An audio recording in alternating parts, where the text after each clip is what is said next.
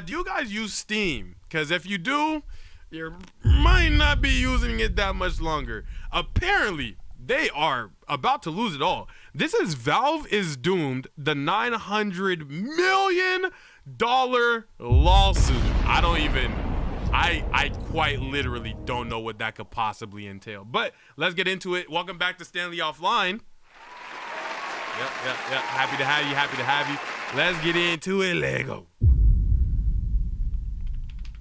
Right now, you're probably part of a massive multi-billion-dollar lawsuit against Valve. Me? I'm in a lawsuit against Valve? Hold on.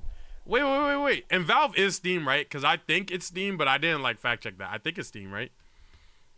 I did not fact check that. And you don't even know it. A UK tribunal greenlit a massive class action case where millions of gamers are suing Valve, accusing the company of illegally overcharging players. If it succeeds, the fallout could change PC gaming forever.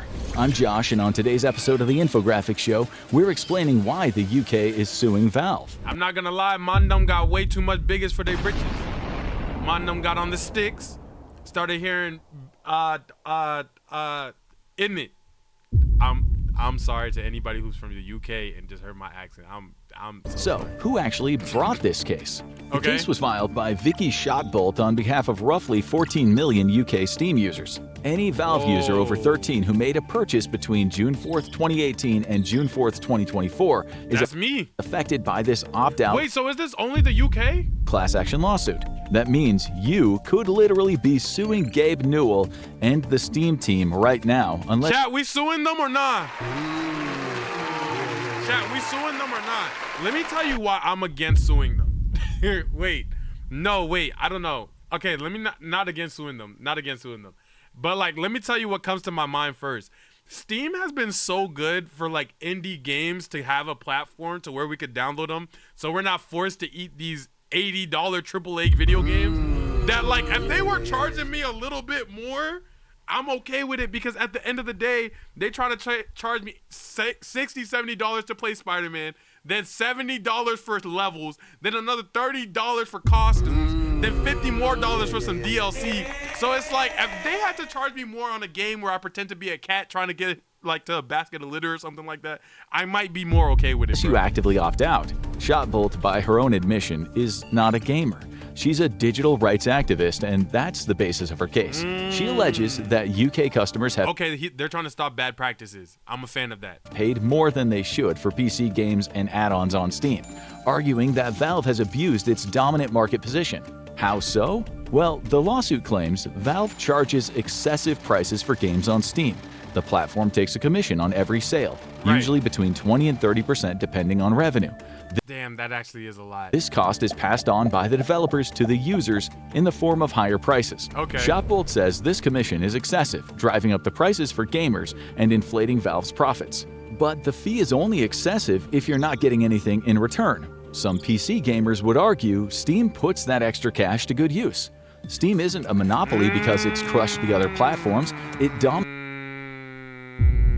Okay, so this isn't a situation where it's yo, this company isn't doing what they need to be doing. If they're actually doing what they need to be doing with the bread, not mad at that. If it's lining CEO pockets, it's a little bit different. But if it's going to the community, hey. Dominates the competition simply because it is the superior product. As Valve and many gamers and developers argue, these commissions fund innovative, useful features like the Steam Deck. The lawsuit challenges Steam's price parity obligations for developers looking to put their games on the platform.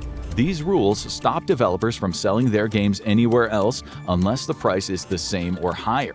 The lawsuit claims Valve secretly enforces them across all other online and physical stores, not just Steam key sales. The lawsuit also claims that this lets Valve maintain its monopoly on PC games by removing any incentives for gamers to shop around. That in it seems like it's not completely cut and dry. Guess we'll need more elaboration. Absolutely. Turn stops rivals from developing and competing fairly with Steam. Thirdly, the lawsuit targets Steam's rule that developers can't sell add-ons or DLC on other platforms at a lower price or earlier than on Steam. The law firm leading the case, Milberg London LLP, previously filed a $6.7 billion claim against Sony PlayStation. They say Valve limits rivals' abilities to compete on price, letting Steam charge consumers higher prices. It's their belief that the game and the DLC are separate products, but Steam's restrictions force players to buy both on Steam, paying the high commission in the process. They say Valve has illegally— That is a tricky— I see. That's actually a tricky scenario. I don't know. tied these products together, limiting consumer choice in the process. The average consumer doesn't like monopolies or being exploited by them. Nobody wants to pay more than they should because of monopolistic policies. So on the surface, the case has its merits. Shopbolt and her lawyers genuinely believe they've brought this case against Steam in the best interest of the platform's users. On their website, they emphasize the lawsuit isn't meant to end Steam or hurt gamers. Quote, "This claim does not want to and is not—" If you're charging me $1 billion, it's gonna hurt. Wait, actually, if you're charging $1 billion, it is gonna end me. That shit will end me. I'm not gonna lie. 900 million? Talk about, yo, this is not to hurt Steam. And you up 900 M's on me? Hey, I'm just letting you know right now, that joke does hurt. That joke does hurt. Not about if I was Steam. Down Steam or restricting gamer access to the platform in any way, it states. But for gamers, this case is likely to make things much worse, not better. It could break a system that gamers desperately want to keep intact. Steam didn't become dominant by suffocating or buying out their competitors. There is nothing stopping gamers from using alternative platforms. Right. In fact, most gamers would probably welcome competition for Steam. But there isn't any. Epic Games Store, Good Old Games, or GOG, and publisher-specific launchers— all of them feel like, I don't know how to say it, but like scammy. Whenever I go onto like any other of these like tertiary sites to like download a game, I feel like my information's about to get hacked. I don't know. Something about it doesn't give secure. I'm not speaking from like no other thing than purely observational. It just feels like a bit janky to where I'm like, this doesn't feel as secure. Like whenever I'm on it, I'm like, is this like genuinely the feeling I'll have is like, is this the real Ubisoft app? Is this the real EA app? Like I'll like double check. I'm like, are we sure that this is the app thing or like the website for me to download the game off of? Like it feels like somebody who's like masking the company as the company trying to get you to like download like a virus. That's what it feels like whenever I go to the other sites. I don't know why, and I can't shake it. I'm not gonna lie. like the EA— like I'll purposely, like if something's not on Steam, I'll be like, damn, it's not on Steam. Like, you feel me? I don't know. app and Ubisoft Connect just can't compete with Steam. They don't even— the difference between Stanley Live and offline is Stanley Live is everything. Stanley offline is gaming. come close. So gamers have voted with their wallets and their launchers to create a monopoly out of Steam. Neither Steam nor anyone else forced them to. Yeah. But the lawsuit intends to break the features that have given Steam an edge. Users don't feel like they're trapped under an exploitative monopoly. They feel like they're getting good value for their money, even if it does cost a bit more to buy games than it normally would. It's an important point, especially when you think about how big the payout would be if the case succeeds. The case is demanding an estimated £656 million in compensation from Valve, around $899 million. If it succeeds, each member of the class action could get a refund of just £22 to £44, or around $30 to $60. That's enough to pick up an extra game or two, maybe some DLC, but when you look at the likely fallout, it is hardly a win. It's a massive price for Steam users to pay. People are willing to pay more for a higher quality. You know what's actually crazy? Like, no joke, I'm actually in the middle of a class action right now. Like, I'm literally in the middle of a class action lawsuit right now. And I was looking at it and I ran through it and then I sent it to someone to see. I was like, yo, is this real or is this a scam? Like, and they were like, oh no, this is 100% real. Like, this actually happened. This was the dates that it happened and you're actually able to compensate money off of this. And I was like, dang, word, how much am I looking at? I was like, how much am I looking at? Niggas had the nerve to tell me $15. Nigga, if you don't get this paper out of my face, bro, they can have my information, bro. I don't care. Like,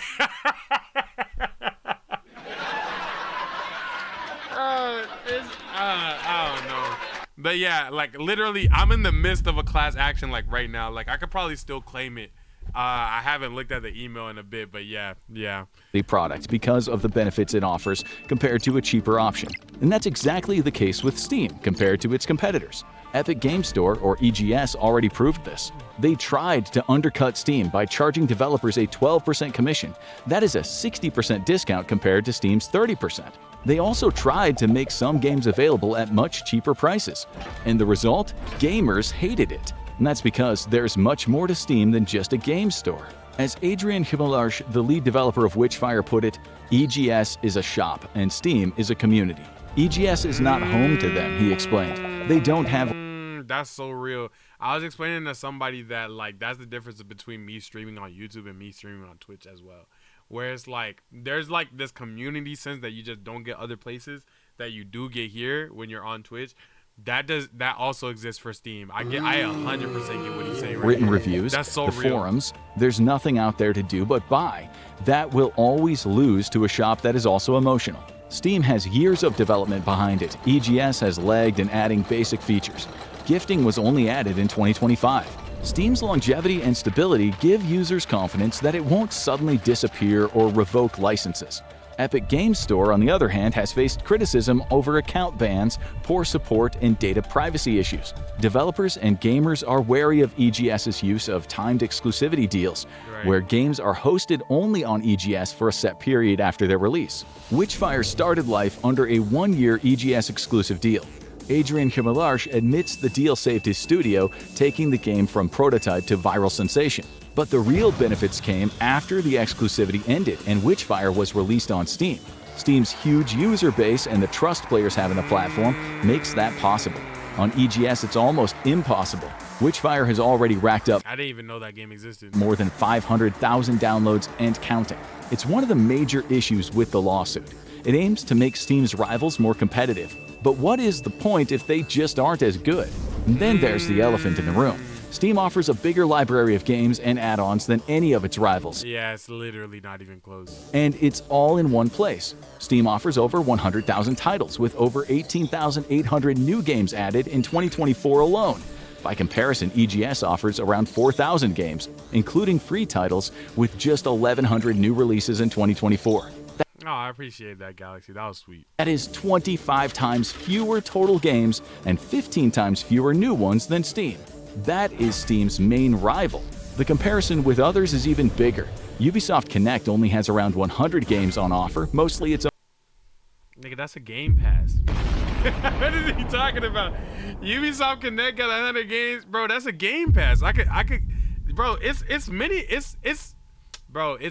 games that have it's like mini games inside of games that have more games. Own products. That is a huge part of what makes Steam the go-to platform for gamers, and that's exactly what the lawsuit threatens. Neither Valve nor Steam gamers are taking this lawsuit lying down. A growing number of UK gamers have contacted the lawyers to opt out of the lawsuit and stand with Valve. Steam is having most. Oh my gosh, I want to grow up and become Steam. Imagine your company's getting sued and they're like, yo, don't sue this nigga. He's actually the best. Yo. Oh my gosh. I know. Oh my gosh. That has to put like a battery in the back of like everybody who works at Steam, bro. The public backlash was so intense that Vicky Shotbolt and her team had to dramatically tone down the messaging on their website. The original homepage header accused Valve of, quote, rigging the PC games market and deliberately shutting out the competition. That was... Kai says, stream customer support be hunting people like John Wick to get their hacked accounts back. Dang, I didn't know Steam was that good. I'm not gonna lie, like, I don't have much in my bag gaming-wise. Like, I haven't really indulged in that side of my life yet. But to hear how good Steam is actually crazy. Later softened. They making Steam sound like LeBron. To a more neutral question, is Steam fair? That's a big step down. The original website also painted Valve as actively anti-competitive and deliberately using its position to harm rivals and consumers. It now frames Steam as a platform whose practices may violate competition law. It's clear the tech world is shifting fast, and we have covered stories that matter, from hidden battles to major shakeups. Make sure to like, share, and subscribe to stay on top of the full story. Valve tried to get the case dismissed on technicalities, but the court ruled in late January 2026 that the case could proceed. Valve says Shotbolt and her team didn't show how its so-called platform parity obligations, or PPOs, affected prices and competition. They also pushed back on the class definition, especially when it came to kids. After all, King Too Real! King Too Real with a big sub month up. What's good? Big subscribe for 3 months. Appreciate that, family. Welcome, welcome, welcome, welcome. Always appreciate you, family. I be seeing you in here. I know you be here. Kids using Steam can't legally opt out or in, which makes it tricky to claim 14 million UK users are represented. Valve also argued that It's PPOs... always the UK niggas trying to mess something up for the Americans. I played. I have nothing against UK. I have nothing against the Mondo. Yeah.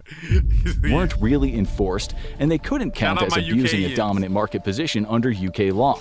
They even questioned whether Shotbolt could afford the case, despite her securing £18.6 million, or about $24.9 million in litigation funding. Wow. That is not how the court saw it at all. The Competition Appeal Tribunal, or CAT, rejected Valve's arguments. The court ruled that a revised class definition excluding under-13s solved the opt-out concerns. But more importantly, it decided the debate over the PPO's effects wasn't something to dismiss. It was a matter for trial. So Valve is going to court, and the result could change gaming as we know it, and not for the better. If Valve is forced to lower its 30% commission rate, it would lose a major source of revenue. They would have to find other ways to monetize the platform. Or they're going to have to let people go. That would mean new fees for games, such as subscriptions or higher transaction fees.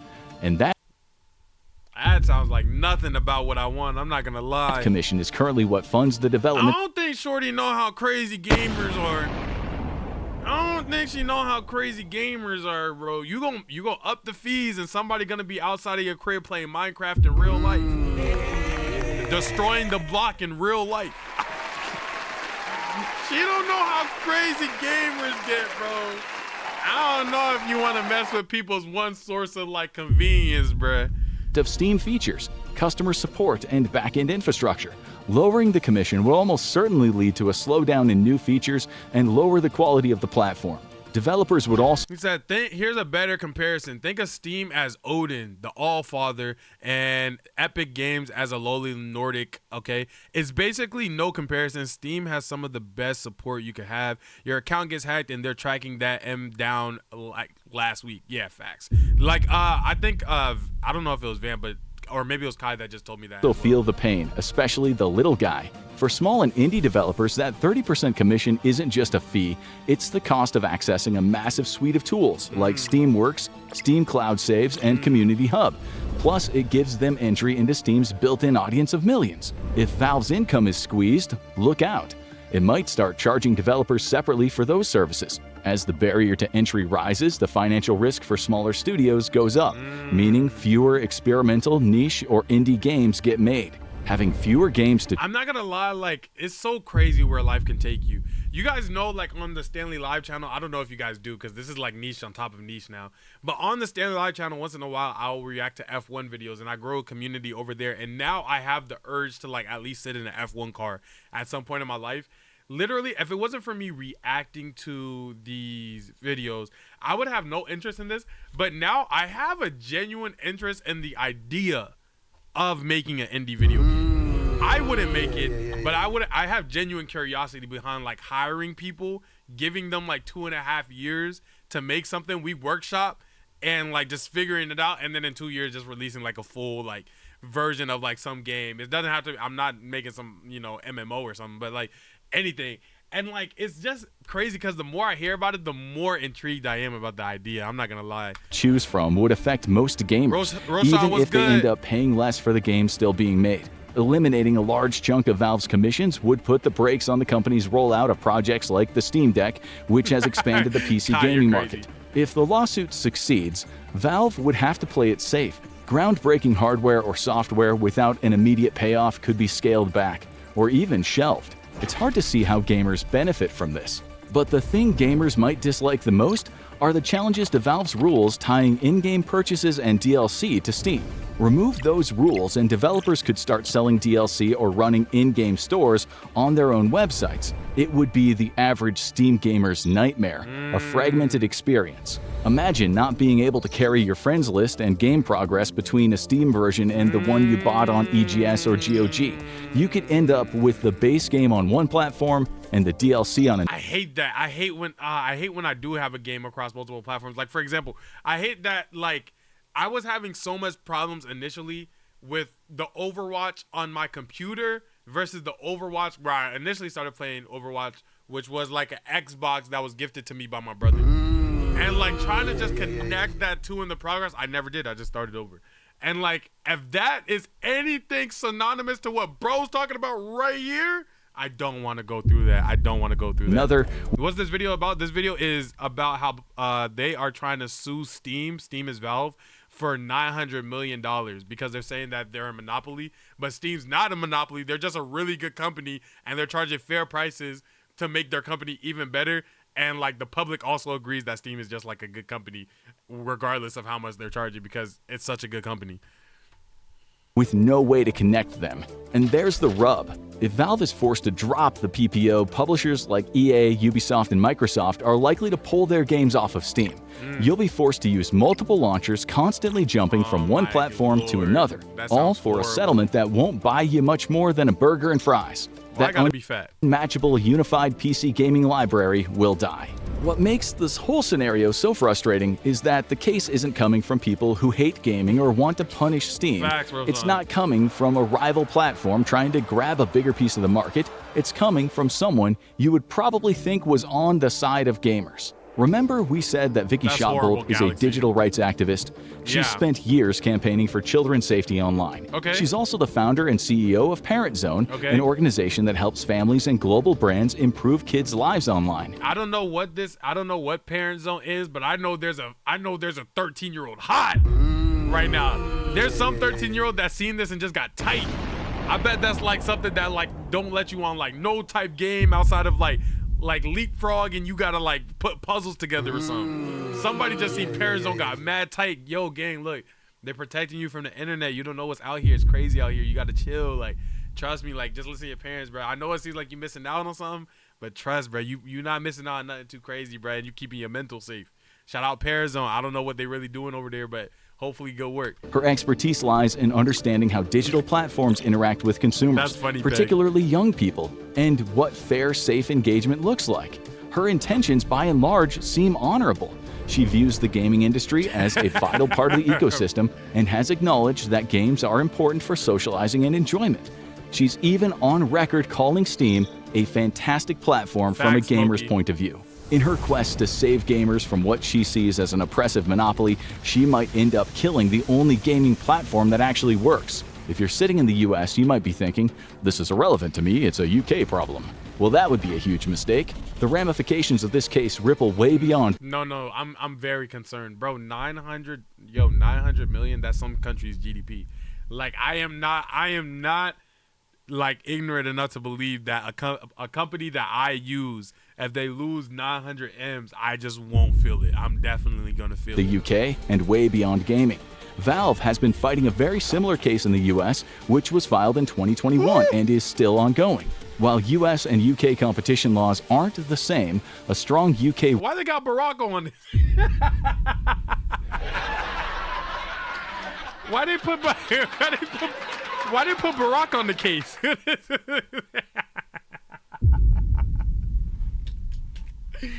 What was this video made, nigga?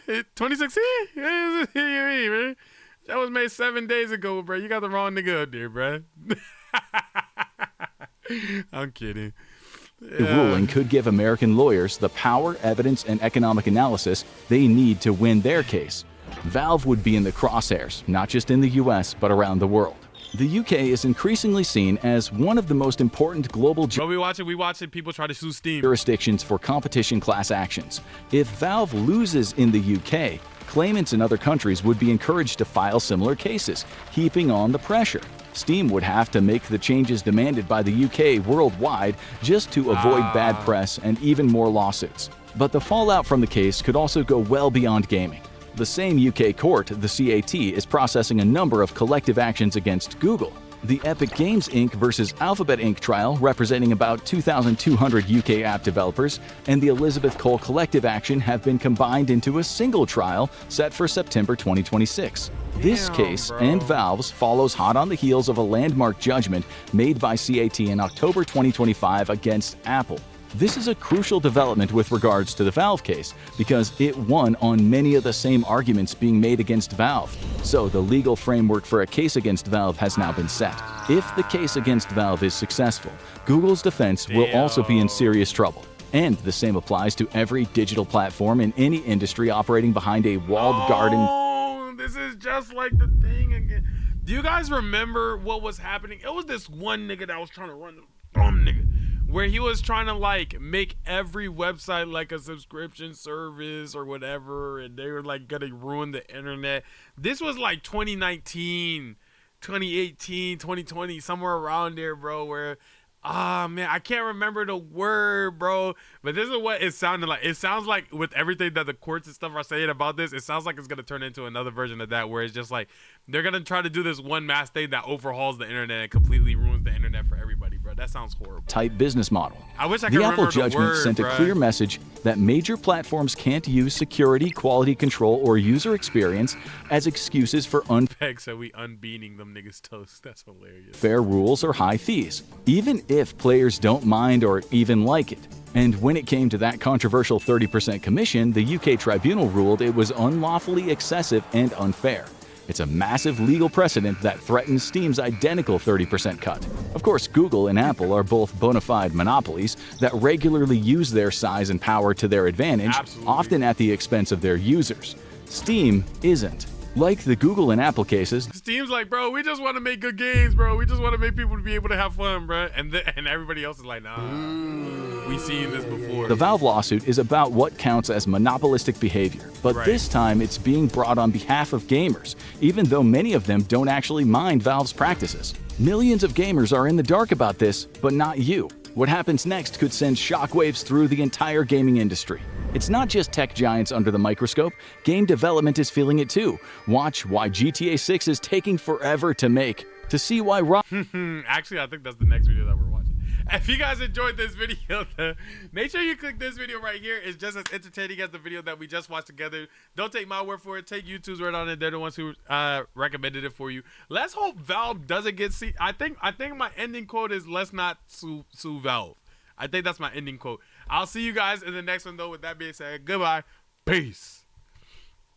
Dang, bro. You're a Rockstar Games employee and you are absolutely lit. Suck, bro. Let me say this because the GTA video is not the one we're watching next, but this is a good video.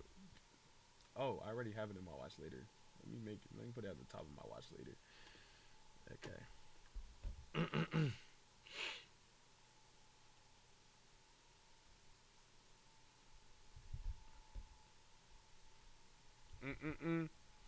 We are in a time. Nope. Let's restart the outro. Let's restart the intro. You know what I'm saying? Sometimes you don't get the intro on the first shot, and that's okay. Life's about trying again. Life's about trying again. How do I do this intro? Usually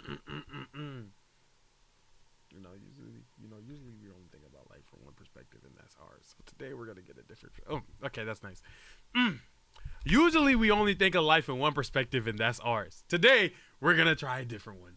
This is POV. You have to come out as straight. Welcome to Stanley. Welcome to Stanley Live. Happy to have you. Happy to have you. Let's get into it, Lego. This is by Daybreak Animations.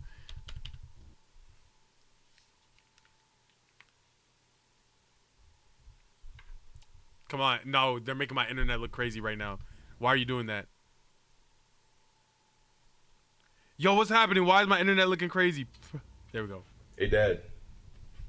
I need to talk to you about something. Yeah, what's going on, son? I'm straight. Boy, what are you talking about? I'm straight.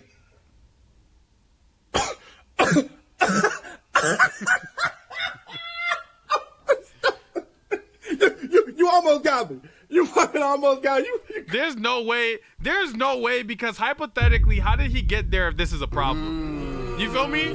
Maybe donor. What's it called when somebody else has the baby? Maybe it's that. Maybe it was that. But there's no way that was a problem for him, bro.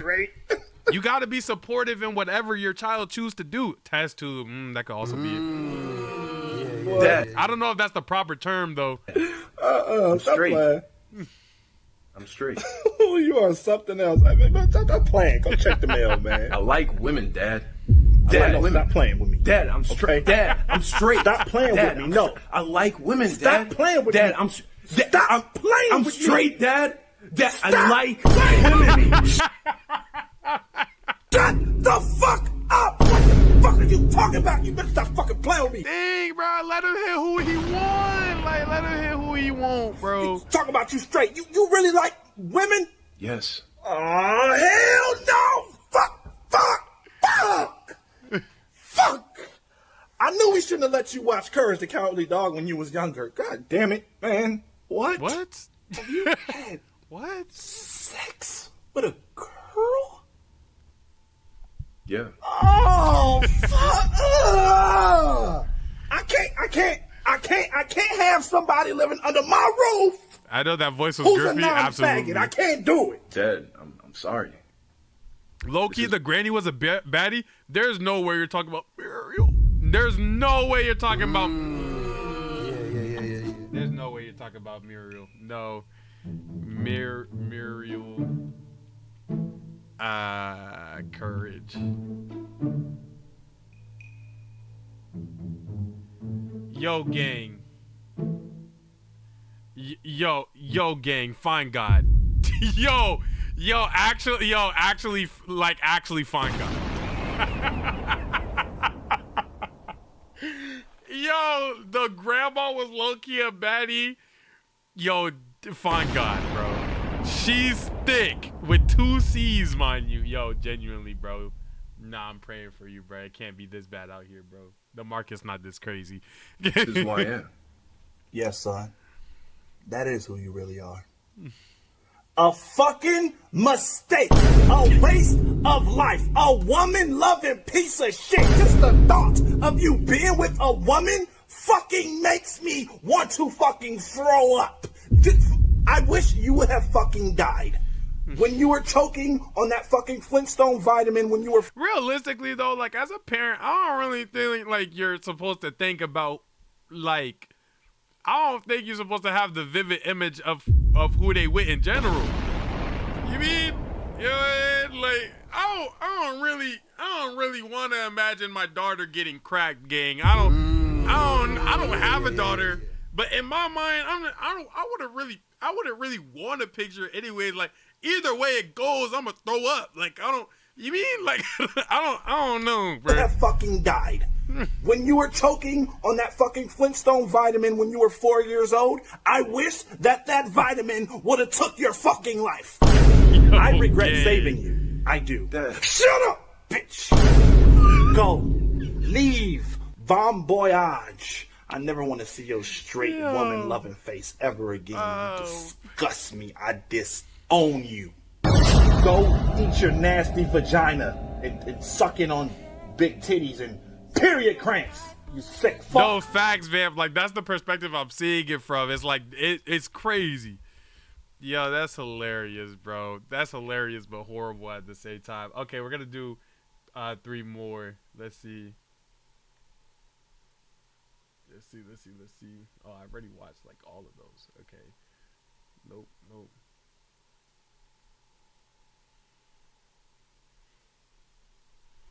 All right, this one is when boss, you discover Superman's identity. Leg it into a Lego. Bro, I got them. Show your feet on camera. Do I get gifted for that? Hey, boss. Thank you, Peg. Excuse me, bro. I got them transcripts.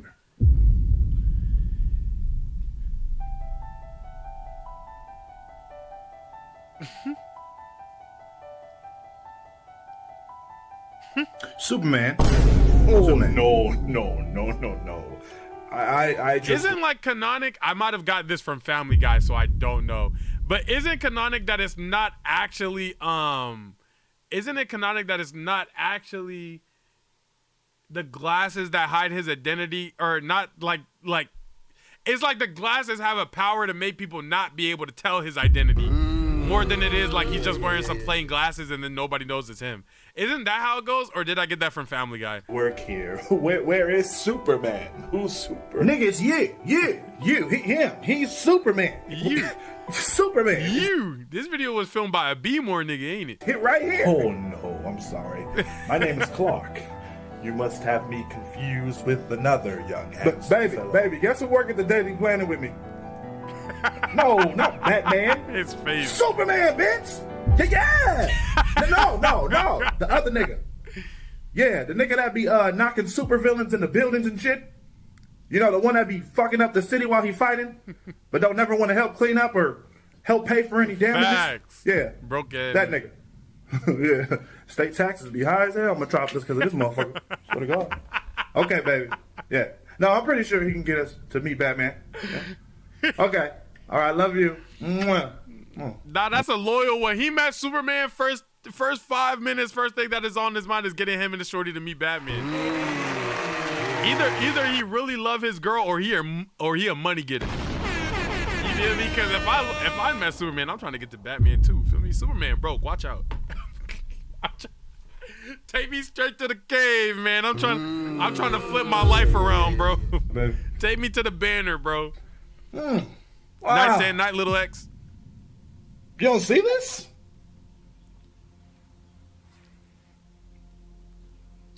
No. No, I can't say. Are you dead ass? Are all of y'all dead? Okay, all right. Okay. Look, man, you have the wrong guy. Take off your glasses. Take off my glasses? What? I bet you got your costume under your shirt, huh? Yeah. I'm under your shirt. Take your pants off.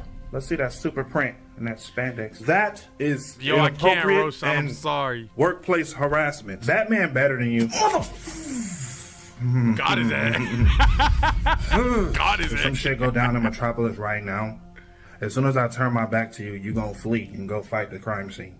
Dude, what are you even saying right now? Oh my God, no! Nigga like me, they just gotta hold that. No, you don't understand. This is why I can't be a Superman's position. Cause they have to. I have to prove a point right now, bro. And Superman got super hearing and all that, right? I'm assuming, bro. He probably could hear all the screams and yells. I gotta stick it out though. I need to win this one. I'm sorry. You just gonna have to deal with this burning building yourself. What is happening? Where's Superman? Oh, people are dying! They're dying terribly! Where is he? Your weakness is a green rock. That's so funny, bro. That's so dumb. Okay, we got like 2 more we're gonna watch from bro. Let's see.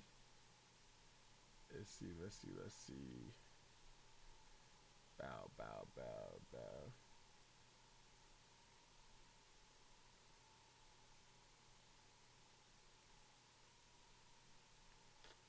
Get you cool means that I love you.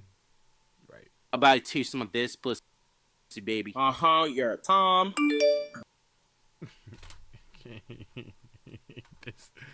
This one literally starts out crazy. Yo, the starting of this is so insane. I'm sorry in advance, right? This one is when she doesn't want you to leave. We're here now. We're at that part of the video. About to teach some of this pussy, baby. You're a Tom. Oh, baby, I gotta go. Where? Baby, I gotta leave. It's getting late. What do you mean leave? You going to the bathroom? Facts, Galaxy. Okay, I'm gonna wait for you, baby. Babe, I gotta leave. Nah, baby, you don't going nowhere. Babe, I got work tomorrow. Nah, you ain't going nowhere, baby. Look, babe, I really gotta go. You aren't going nowhere, baby. You finna suck this pussy juice tonight. Yo, okay, please. And the thing is, I think he's gonna get trapped the way that I think he's gonna get trapped, bro. Please, bro. No, baby, I gotta. I say you ain't going nowhere. The blick. You gonna suck this pussy tonight? It's never that serious. I'd rather die. Bro, I'd rather die just to prove the point that it's never that serious, bro. She gonna have to catch a body off me, bro. I have work and I can't go. Bro, I'm not even saying we could have had the other day. We could tomorrow, next week, I'm off. You know that. I gotta die now to prove the point. I muted it. You gonna suck this pussy? Say you ain't going nowhere. You gonna suck this pussy? Oh, what am I? There we go. Wait, hold on. I got it. Hold on. Auto mute. All right, auto. You ain't going nowhere. You're gonna suck this pie. Yeah, there we go. Muting. Yeah. Then you rewinded it. No, I was trying to cue the the mute. Yuck. You know, canonically, this is what Flapjack feels like to me. Babe, I got work. I flinched. Yo, I'm really scared of Shorty. I dead flinched. Oh my gosh. Yo, I flinched like she hit me.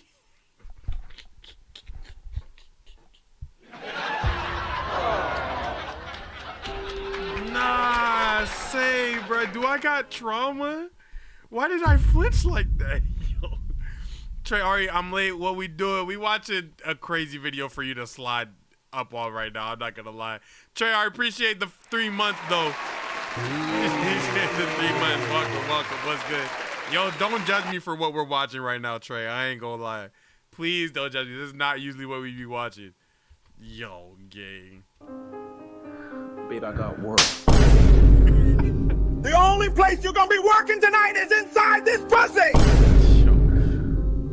I can't even predict when it's Baby, happening. pussy ain't paying my bills. Yo. Suck it. Suck this.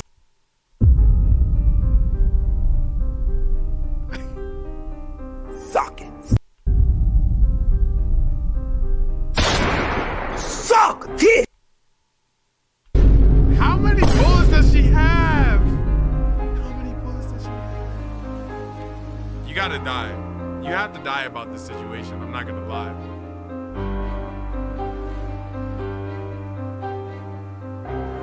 That nigga's still alive till this day. Yeah, that's the problem, bro. There's just some things that are worth dying over, and that's one of them. Hey, stop, bro. Okay, let me see if there's one more.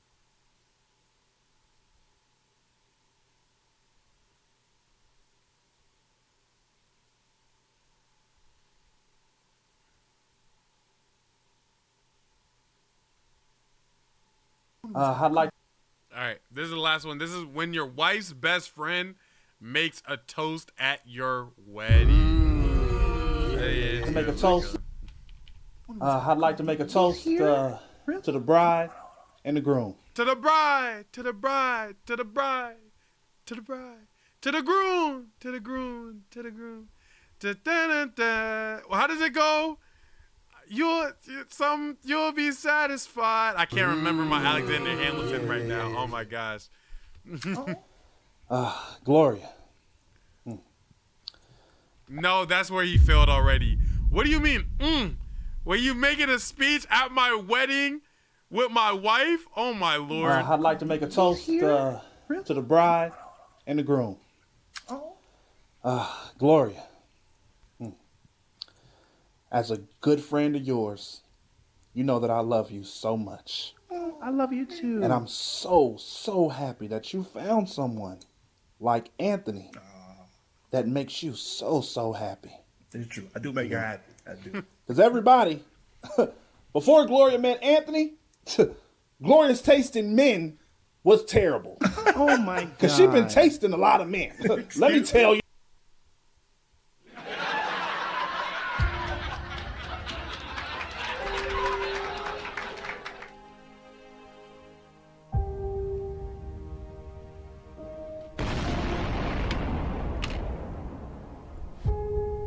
It's that simple.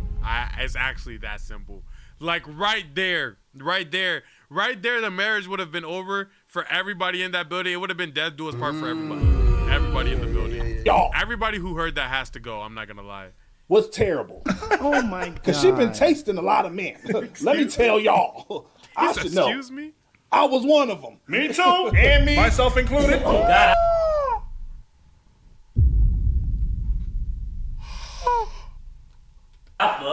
Now, this nasty ass, filthy ass bitch could eat up a dick like Tiana herself.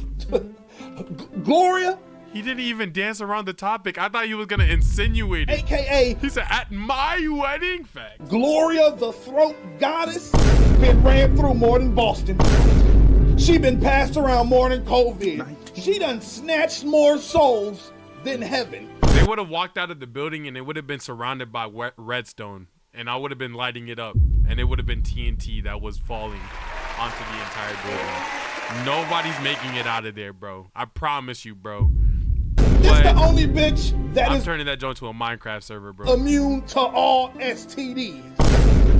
It ain't a football team in California or a nigga down in Arizona that ain't fucked or been sucked by Gloria. Boy, I'm sure we all. Flip it though.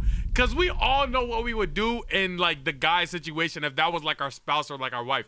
Flip it. What would you do if like that was how you was living? Let's say that's how you were living, right? What would you do right there? Like your business just got aired out. Yo, I'm not gonna lie, like Galaxy, like Ava, Rise, like Vamp, like they was out there. Yo business, real business, get aired. This shit wouldn't be me. Fact. The type of lifestyle that you gotta live for you to be this person is crazy. I don't know what I like. Bro, I'm telling you, I don't live no lifestyle close enough to even get aired out like this. But let's say I do. What do I have to do? First and foremost, if I did live that lifestyle, my partner has to already know. If I did live that lifestyle, my partner would have to already know. But let's take that away. Let's say my partner didn't know and I lived that lifestyle. I don't know what I do, yeah. I don't even know what it. He gotta die on either side, facts. Gonna miss filling Gloria up like a jelly donut. Anthony, thank you for making Gloria the most happiest woman on the planet. Cheers!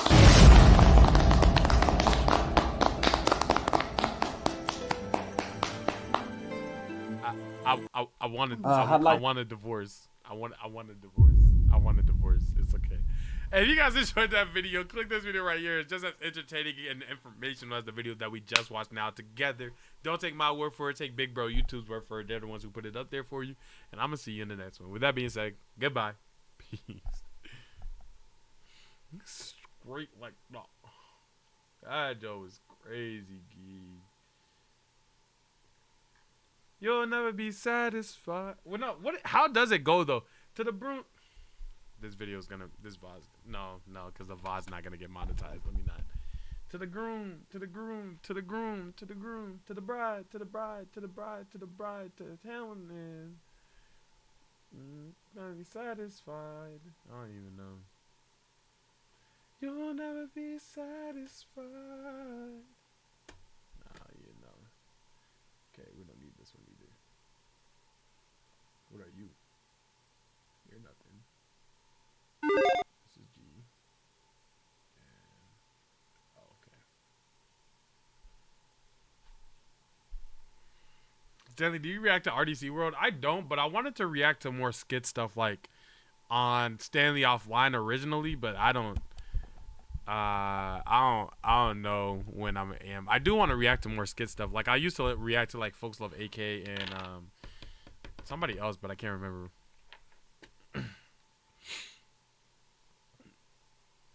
Because the room finna be fully aired out. Facts. Okay, let's go.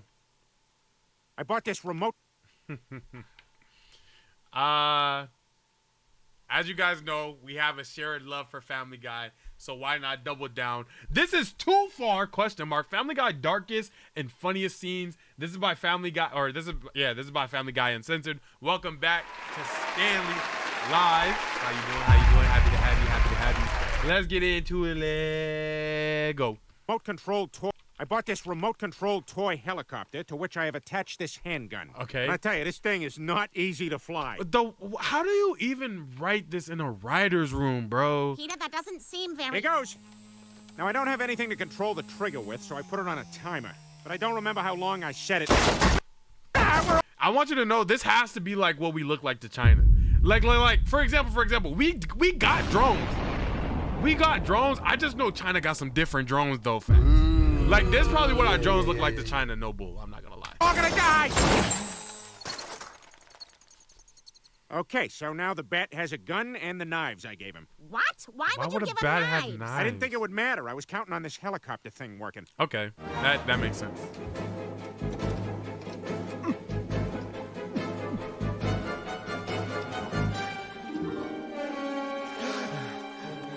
I don't even. Hey man.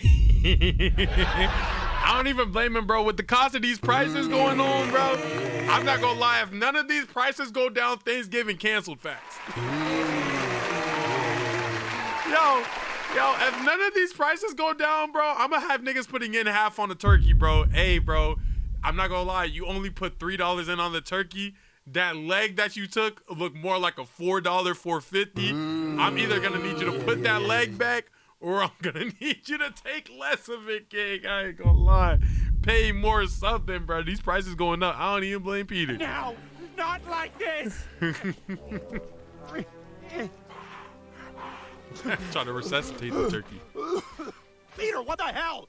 You chose a turkey over me? I almost died. I swear to God, I thought dogs could breathe underwater. I don't even think he's lying. Holy crap, Lois! It's the treasure! Oh my God, Peter, you were right. Oh no, it's the one kid who also followed the treasure map. You gotta finish bro off. Wait, I take it back because he's actually gonna do it. I'll take the cheeseburger. I fully thought Family Guy was gonna do it on screen. On screen. I'm not gonna lie, Family Guy, you kinda got soft. Family Guy, wait! You kinda got soft. Cause if that was Connie D'Amico, that would have been a body on my screen just now. Hold on. We caught him. We caught him. Night, Rashawn. Meal. Would you like to make it an extra large meal? Yes. No.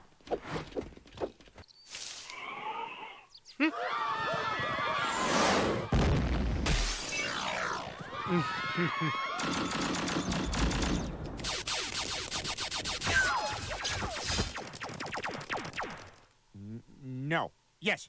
No. You sure? It's only 29 cents more. Yes. No. Sounds like you're scared of monsters. So to help you get over it, here's Frankenstein. Seriously? Well, that can't be possible, because here comes Chris walking in the door right now. Hey, hey, hey. A rootily toot toot. Yeah, okay, whatever, Meg. Meg? You must be talking about me. A roodly toot toot.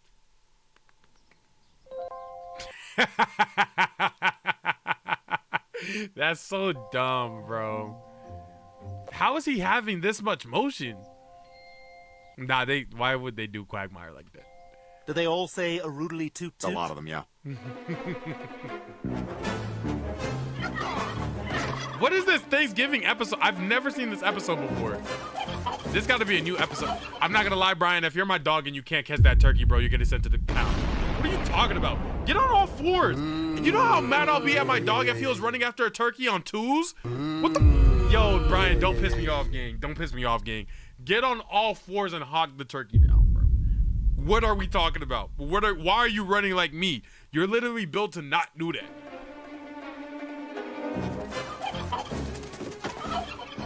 Nah, bro. He giving y'all work. You were just.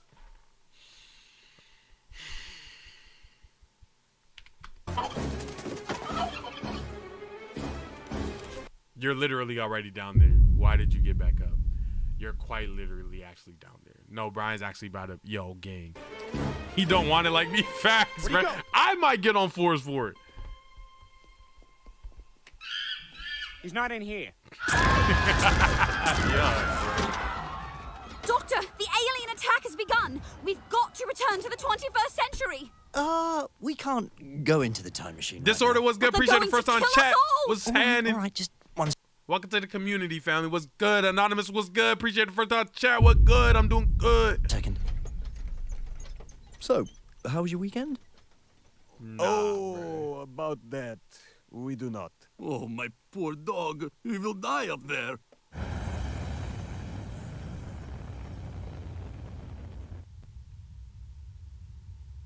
Joke on them. I find Happy Dog Planet. In 50 years, we all go back to Earth and bite everybody. But now we dance. Brian ass. Dang, I'm not gonna lie. This dog right here was hitting that jump. Yo, pay attention to this dog right here. I'll even move chat for it, bro. Pay attention to this dog right here. This dog going crazy. Look. We dance. Wiggle, wiggle, wiggle, wiggle. Going stupid. I ain't gonna cap. Shout bro. I just can't take it. I discovered my wife's been cheating on me for a while. I just can't stop. And I can't live like this. I have to kill myself. Doesn't it make more sense to kill her? How are we doing on time? Less than a minute. How you feeling, Chris? No different, except I have to poop from all this running. Well, that's great. No time. They're closing the gate. It's coming! Oh my God! Yes, I'd like to make a return, please. And maybe take you to dinner? Brian, I don't care that I was diarrheaed on. I care that you weren't honest. I care that I was diarrheaed on. I care a great deal. Wow, I've never seen him run onto a baseball field when he wasn't chasing a duck or being chased by a duck. Hold on, Chris. I didn't know you had a heater on you. Hey, nice going, Chris.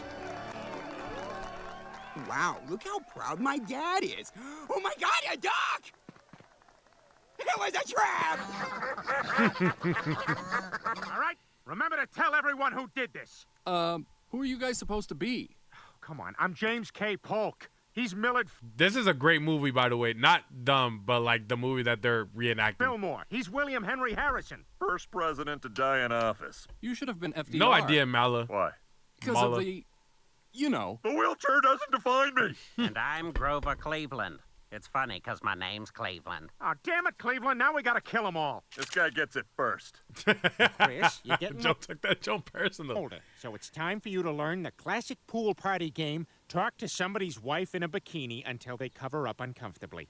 So, Bonnie, how are things going? Oh, things are fine. Been kind of busy lately. Yo, I'm not gonna lie. Ever since Bonnie like stopped being pregnant, like she just chose. But ever since Bonnie like not pregnant, her body T.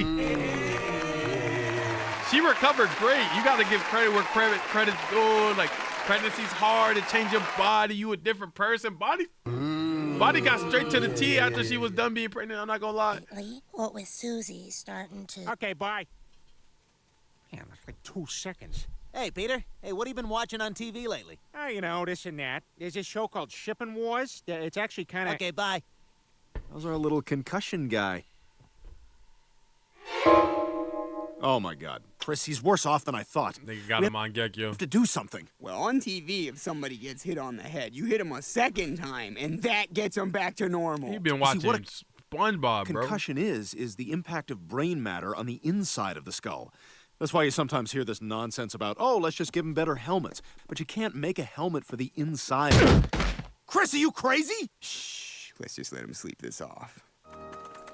Officer Swanson, as you requested, here's a big stack of all the cases you cracked. Oh, great. Now I'm going to go ahead and brood over a photo of the girl whose case was the one I couldn't solve. Thanks, Peter. You're welcome, Joe. Excuse me, do you have any Tab soda I can bring back to the sex dungeon where I've been held captive for decades? Ma'am, this is a crime scene. I'm going to have to ask you to move along. You're right, Peter. I'm a pretty good cop. What's up? Slamming pantsuit. Hey, I'm Scott Fitzgerald. You probably don't recognize me because I'm in corporate. So am I. This is corporate. Little too much so, if you ask me. I try. This is why Brian be right? pulling, bro. The confidence, I guess, doesn't change the fact that it's a dog and beast. Yeah. Right, we're not landing planes here. Our company manufactures aircraft landing gear systems. Yep, Well, I am going to fly us over a few more drinks. Hold on, That Peter. is We so can't bad. go in Never mind. I take back everything that I said. That was awful. We got to wait for backup. The hell we do. Peter! Yeah, reach Peter, for the about that. stash. Where are the drugs? There's no drugs here, pig. Aha! No drugs, huh? Well, what do you call this? And I bet there's more where that came from. They're trying to flush their stash. Nice try, scumbag, but I got your squishy drugs right here. Uh-oh. That'll be $16. Yuck, bro. $16? Yuck, That's bro. expensive. Yes, sir. Everything's very expensive. What's happening? because you What's pay- happening? What's happening? What's happening? What's happening? What's happening?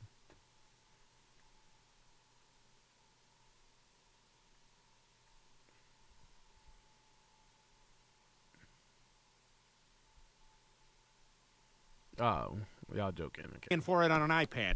Now, if you'll just select a gratuity, options are 60%, 90%, and 200%.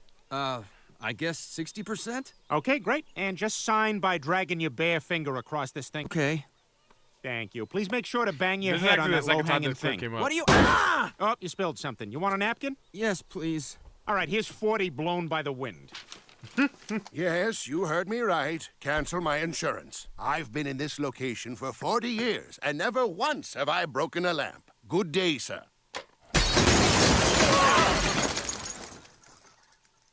God, I hope he's got insurance. You got to bed. Next stream should be tomorrow. Afternoon, maybe night. Yes, you heard me right. Cancel my husband's life insurance. He's been in perfect health for 40 years. We're selling the lamp store and going to travel. Good day, sir. Even if it has been 40 years of perfect health, why would you sell it closer to the end of his life than not earlier? Now you're just missing out on bad bread. Okay, fine. I guess it's just something I gotta deal with. Like the flush of a high-powered toilet.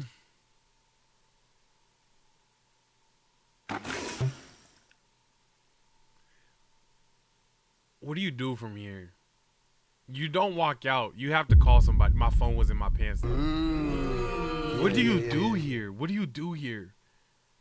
You have to make an outfit out of tissue paper on some cartoon shit. On some cartoon shit, you have to make an outfit out of tissue paper.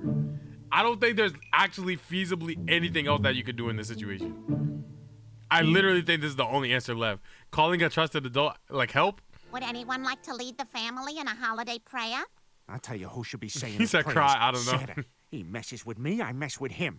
That's why I replaced one of his flying reindeer with an ordinary non-magical one. Cut it off! Cut it off!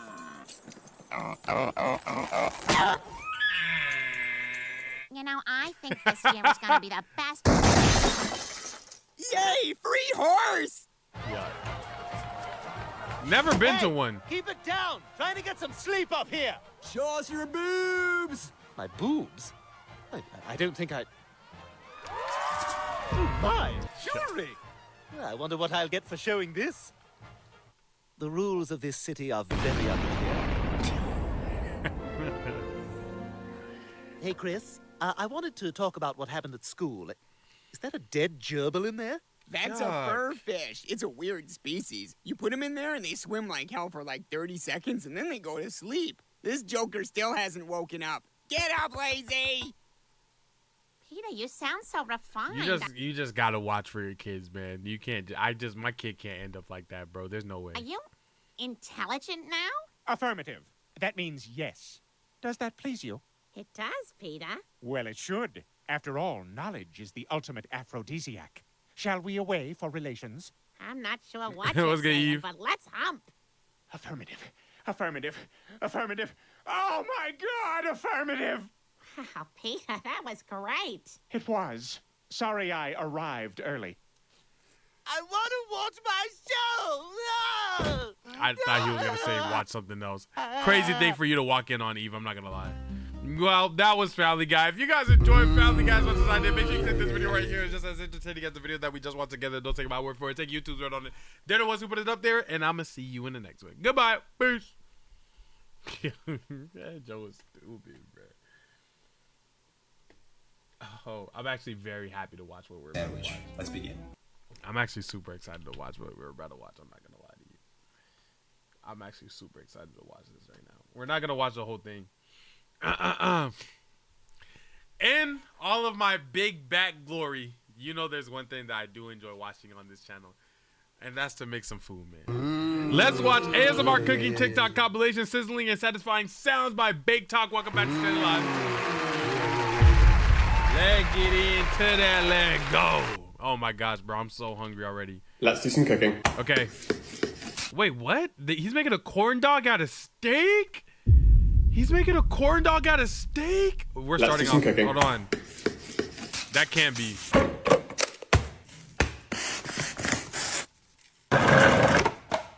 I've never ice. Okay, I've never in my life seen this before.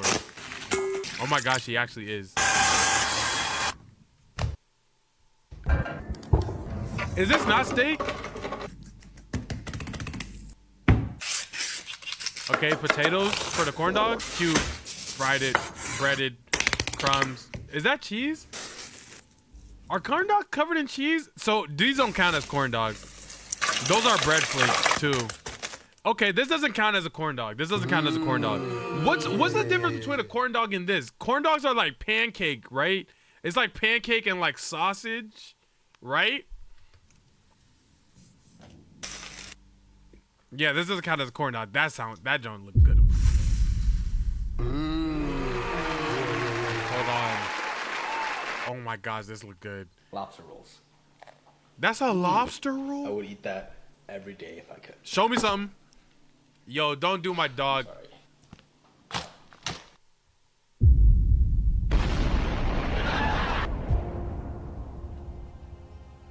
I be so in love with the food that I forget how they have to get the food. Like, I am straight, bro. He just hit him with the breathing technique. Like, damn, gang. RP. If lobsters ever figure out what we do to them, it's over. Oh my gosh. What the where did they find this? Oh my god. Okay, garlic cloves, lobster, butter. What is that? Is that more garlic? Lemon? Old Bay? Okay, drench it. That's the bread? Oh, it's 2 pieces of bread that he was using? I thought he was using... Oh, he's making 2 rolls. Mayo. What is that? That's not parsley. Oregano. I don't know what this is. Relish? Onion. That's the onion thingy. Haven't had lobster in years. Bro, same. I'm not going to lie. I'm not going to lie, bro. That looks good. This looks fantastic, too. The lobster rolls look good, gang. We're making the... Bro, one way you're always going to get me to fall in love is by putting something in a sandwich. Bro, you can put anything between 2 slices of bread and I'm there, bro. I'm not gonna lie. Ultimate Korean fried chicken sandwich. Okay, show me something. Buttermilk, sugar, onion powder, garlic powder, chicken breast, and the secret ingredient, kimchi juice. Okay. Throw it in the fridge. Grab a crinkle cutter. Why crinkle though? Crab soy sauce, garlic. Does the crinkle make it better? Avocado, sugar, sesame oil, sesame seeds. Delicious. Mayo, garlic confit, yuzu juice. Yuzu aioli. Cabbage, purple cabbage, carrots, shallots, and to make it Korean, sesame leaf. Celery seed, coleslaw dressing. Did he chop up the leaf? That has to be him chopped up the leaf. Sesame oil. Kimchi juice? You lost me. You don't like kimchi? Wait, you don't like kimchi? Kimchi fire. Stanley has no problem with kimchi. I don't know. I don't know about juice. I never went kimchi juice before, but Stanley don't have no problem with some kimchi. I'm not gonna lie. Korean coleslaw. First fry, second fry. Frying it twice is crazy. Sesame oil, but garlic, I guess that's dry what you got to do chili. with the oil though. Or Kimchi salt. is tough, but juice, I get it. Chicken goes in. But it's really literally being used as like part of a seasoning. That's why I'm not mad at it. Like if I had to straight up drink kimchi juice, all right, you got it. But like if it's like being a part of the seasoning, I'm there for that. Sesame seeds, black sesame, chives. I'm not gonna lie, oh, it's chives. That's what that was. Aioli, sesame leaf. Oh, no, that has to get taken out of there for me. I'm not gonna lie. I thought he chopped up the sesame leaf and put it on there. I'm not gonna lie, gang. Nah, that's like that. That's the same leaf that Tarzan be using to cover his. You mean like I'm not eating that. I'm not eating that. Everything else, 10 out of 10 fire. That looks fantastic. Cheers. Oh my gosh, I'm crushing that. Lava for sandwich. That looks so good. Oh my gosh, why, yo. Lava for sandwich. Yo, something about this being pulled apart was sexual. I'm not gonna lie, bro. This spoke to my soul. That looks like it tastes good already. They kind of lost me with the tomatoes, gang. Oh my gosh. I wish I loved tomatoes more than I do, bro, but I don't. That sounds so good. I just don't want to see tomatoes on that, bro. Tomatoes are so tough. Garlic, onions, and I mess with some caramelized onions too, bro. Push the garlic out, chop, paste, the steak. That looks good. Surprisingly, Cheese. one of my friends officially became a police officer as a 5'2" short king. So let's celebrate him spending Why was that part of it? his career arresting minions with this short ribs lasagna. I'm not gonna lie, that lasagna looks so good. Like, pause, bro. Pause. I could OD imagine that lasagna on my tongue. Yo, did you see the layers? Yo, oh my god, I am having an ethereal experience right now. Did you see the layers on that lasagna? With him spending his career Bro, that's peak. Oh my gosh, bro, that's peak. I ain't gonna lie, bro. That's good eats, bro. arresting minions with this short ribs lasagna. Shout out to my short kings. So to make sure he doesn't arrest me, let's keep this short by salting short ribs and sear them in a lubed pot until they're brown and crispy. Throw chopped onions, celery, and carrots in the same pot, and once they're cooked, add garlic and tomato paste. If there's short ribs, does that mean that there's a long rib? And I know it sounds like I'm asking a stupid question on purpose, but I'm also curious if there's a medium rib as well. Is that a whole thing? Is there like a rib ecosystem, or are those just considered like, for example, what's the difference between a short rib and a baby back rib? And then how do we go from baby to short to medium and long ribs? Like, is that like a full plate? Like, it's a real question I have. Never looked it up. Or deglazing with enough wine to make him forget his shortcomings. Now pour tomato sauce and drop in some beef stock before adding the meat back in the pot to cook. Now to qualify for Italian citizenship, make a flour well and combine with eggs to then knead into a dough ball before realizing that you're weaker than the average nonna. This is a workout. Slice it into 4 parts. Oh my gosh, he made his own dough for the lasagna? Passing them through a pasta machine until you get a long lasagna sheet that would make Nonna proud. Boom! After 3 hours, the meat should be tender, ready to be shredded apart and mixed into the sauce. Now spread 1 layer of lasagna sheet in a baking pan, followed by shredded ribs and mozzarella. Do the same thing but faster until we get to the top, which we'll then cover with Parmesan. Now the lasagna is ready to be baked and given to my friend so that he doesn't put me in jail for bullying him. That lasagna looks so fire. I'm not gonna lie. There's a short rib, there's medium ribs, there's L rib, XXL rib. Where do baby backs go at? Is baby back short ribs? Dialed! Okay. I don't even know what you're putting in. Oh, this is one of those double stack air fryer things. I've been seeing this, not air fryer, but cooker things. I've seen this before. Where you can cook 2 things at once in the same thing. Oh, that looks good. What did he fry just now? Chicken, basil. What is that? Nuts? Pause. If you're not searing your tacos after you make a taco, you're not having or a burrito. If you're not searing your burrito after you make a burrito, you're not having a good burrito, bro. You gotta sear every burrito, bro. Stanley, you getting a big back rib? Okay, watch out, bro. Watch out. Remember this? I just bake for fun on the casual, but I did and still do love watching cooking shows, especially on Food Network. Love those shows since I was like 13. Yo, same. I love that, and I watch flipping houses videos. Yo, I'm not gonna lie, bro. I could make another reaction channel strictly just talking about houses. Y'all don't know, but my second passion is houses, gang. I like everything with the identity of homes. From building them to selling them to marketing them to freaking watching people renovate them to furniture, designing them to like where they're located to how it was made and all that, bro. I love talking. I love some house stuff, bro. I'm not gonna lie. Is this the perfect bread for a sando? Let's find out. Funny new but good.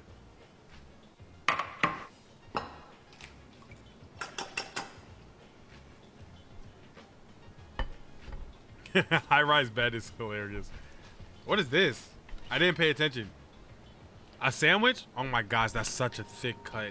If I go anywhere and they give me that thick cut of a bread, bro, they can have my life. That's what I want to bite into that. I want to bite into that, bro.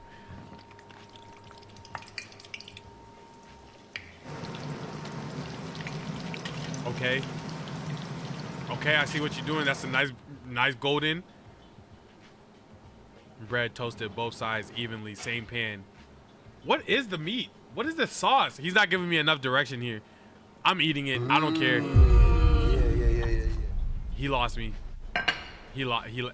Oh, he found me again. That's the right portion sizes. I have no idea what we're eating, but I'll eat it. I'm not gonna lie. Okay. I just really don't need 4 tomatoes on there. I might could get away with 2, but 4, come on, gang. That is good. I'm not gonna lie. Hold on, let me say something before it sounds like I'm hating. Let me like look again.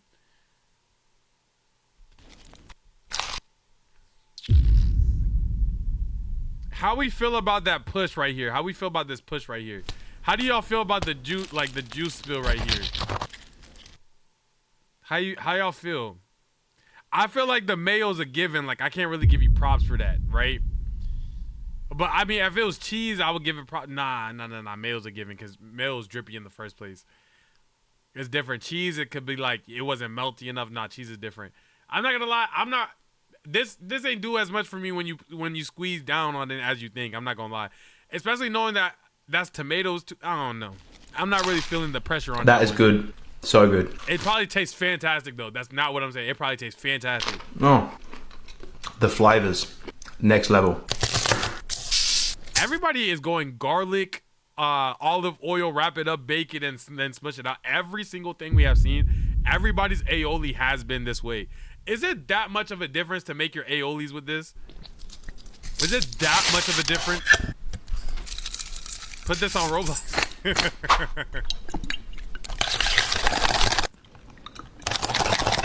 Man, that's a lot of olive oil though. I'm not gonna lie. Like a cap full of olive oil, isn't that like 150 calories or something? That's a lot of olive oil. But I guess you're not necessarily eating this to be healthy. Ooh, he went mozzarella. Bro, I love mozzarella. You go mozzarella, you have me.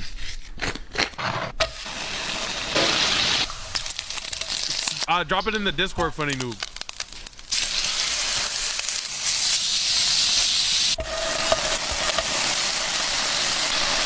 Mozzarella directly on the pan though is questionable. Never mind. No, it's not. Oh my gosh, he flipped that over. That's exactly how mozzarella needs to look. Oh my, yo, this nigga just tweaked on me. I'm not gonna lie. Oh my goodness, I've never been wrong so quick before.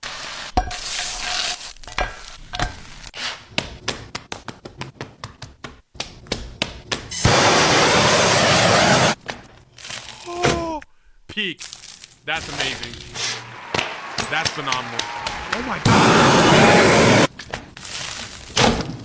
Peak. That's phenomenal. You have me. He's making 3. Okay, this one I'm okay with not eating. Like, out of all of them, I would be okay if I didn't get to eat this one. The bread looks fantastic every time, though.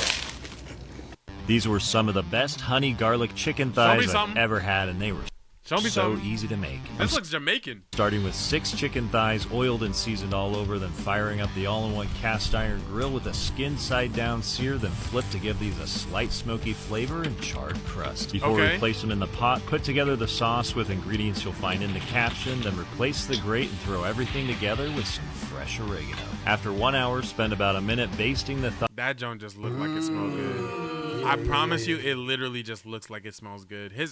Oh my goodness. Do again after the 2nd hour to tack up some more and serve with some rice and broccoli for some incredibly tender chicken. Unfortunately, my fiance left me to travel for 2 months around France when we already have friends at home with this steak frites. I'm basically French. 2 months? Damn, 2 months? 2 months? Damn, my wife? I mean, like, has it like been like a long marriage? Like, yo, we've been together for like 14 years. She wants 2 months to herself. You mean? But damn, I'm gonna miss my little stink though. You mean? I'm gonna miss my little stink. 2 months, travel, France, dolo. It's not even. You could go. You could do whatever you want, love. You know what I'm saying? But at the same time, damn, 2 months is crazy to me without you. I ain't gonna lie. I haven't spent 2 months without you since I was actually without you. You get what I'm saying? You get what I mean? You get what I mean? Like, that's crazy time. I'm not gonna lie. So to bring her back, we're gonna dry brine a steak with salt inside of the fridge. In the meantime, I'm gonna make french fries that are way crispier than the ones in Paris by boiling thick potato slices in water with vinegar and salt. Cool the fries down in the freezer before no air frying them for 10 minutes. Let them cool down again before frying one final time until they're crispy and ready to be seasoned without dropping half of them on your counter. Worth it for the video, bro. Now take out the steak and use 1,000 bottles of baby oil to sear the meat on high heat and on all sides. Baste it with butter and then cover it with steak rub. While it's getting to temperature in the oven, make a peppercorn sauce by adding shallots and crushed pepper in the same pan. Deglaze with whatever drink gets you lit and reduce some beef stock before adding cream and peppercorns. Once reduced, mix in cold butter and boom, we got sauce. After taking the steak out of the oven and resting it, slice it into medallions, and if she doesn't come back after seeing this, then... Let me show you how to... I don't know if that was bringing her back, gang. I ain't gonna lie to you. I don't think she left for steak. make the best chicken skewers you'll ever have. We're making cilantro lime. Yo, I'm just not in the kebab phase of my life yet. I don't know if you guys eat kebabs, and I know this is a skewer. I don't know if you guys eat kebabs, but I'm just not there in my life yet. One of my homies had hit me up the other day talking about, yo, I just had a kebab. And I'm just like, damn, you at a different place in life than I am, and that's okay. I'm just not... I don't know. Maybe it's a tax bracket thing. I think that's like higher than what I'm able to afford right now. I'm not at kebab. I'm very much air frying chicken right now. You feel me? Chicken skewers, they're juicy, zesty, and only take 12 minutes in the air fryer. Holy, that's so far. You gotta make this. Yo, Start can with you read boneless this, chicken please? thighs, chop them into Yes. bite-sized pieces, and toss them into a bowl. Now here's the best part. The marinade is fresh, flavorful, and no blender needed. Just add chopped cilantro, minced garlic, grated ginger, cumin, paprika, chili flakes, lime zest, lemon juice, olive oil, honey, salt, and pepper. I genuinely think I've only had kebabs four times in my life maximum factor. Once marinated, thread the chicken onto Had a skewers. kebab in my life before and I'm in debt. It's hilarious. Don't pack them too tight. You want the heat to get in. Then Okay. air fry at 400 for 12 minutes, flipping halfway. As always, a full He said don't pack them too tight. That don't look tight. recipe will be posted on my website for free or down below. Now let's make the sauce. It's Down really below. simple. All you need is Greek yogurt, Down mayo, below. and the same ingredients I used in the marinade for the chicken. Personally, this recipe's been a savior. It saved me so much money from takeout because it's easy, faster than takeout, and delicious. Once the chicken is done, dip it in the sauce, and now it's time to enjoy. Down below. Roddy Rich, man, I never took the safe route. Sorry. I was pouring up the Nina. Look at them feet. And then Rondo. Cause I always got Nina. Now it's better than Aquafina. Quick trick to Catalina. Bad bitch, bad Serena. But you know I'm gonna leave it. Sorry.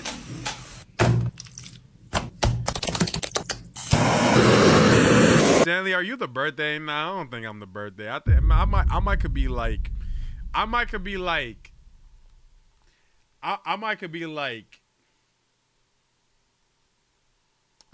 really the anniversary.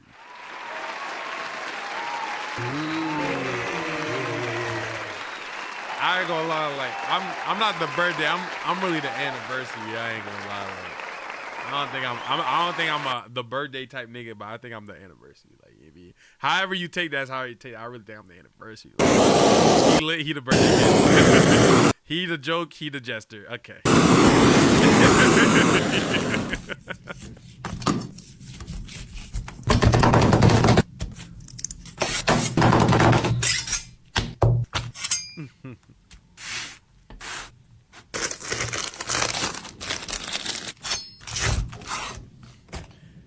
I don't know. I feel like this is good. I just don't feel like this is special. I've been with Reggie for the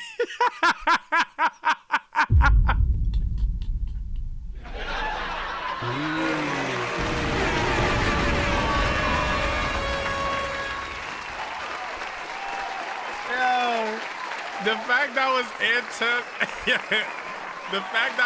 Tiny's first message fried me just there.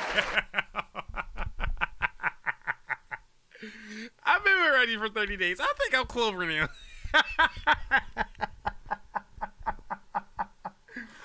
Yo, okay. That's hilarious, bro. Marla was good. I did used to animate, bro. That was funny, Antony. Welcome to the family. Appreciate the follow the first time chat. Yeah, that's hilarious. Nah, I fought with Rod. I've done work for Rod.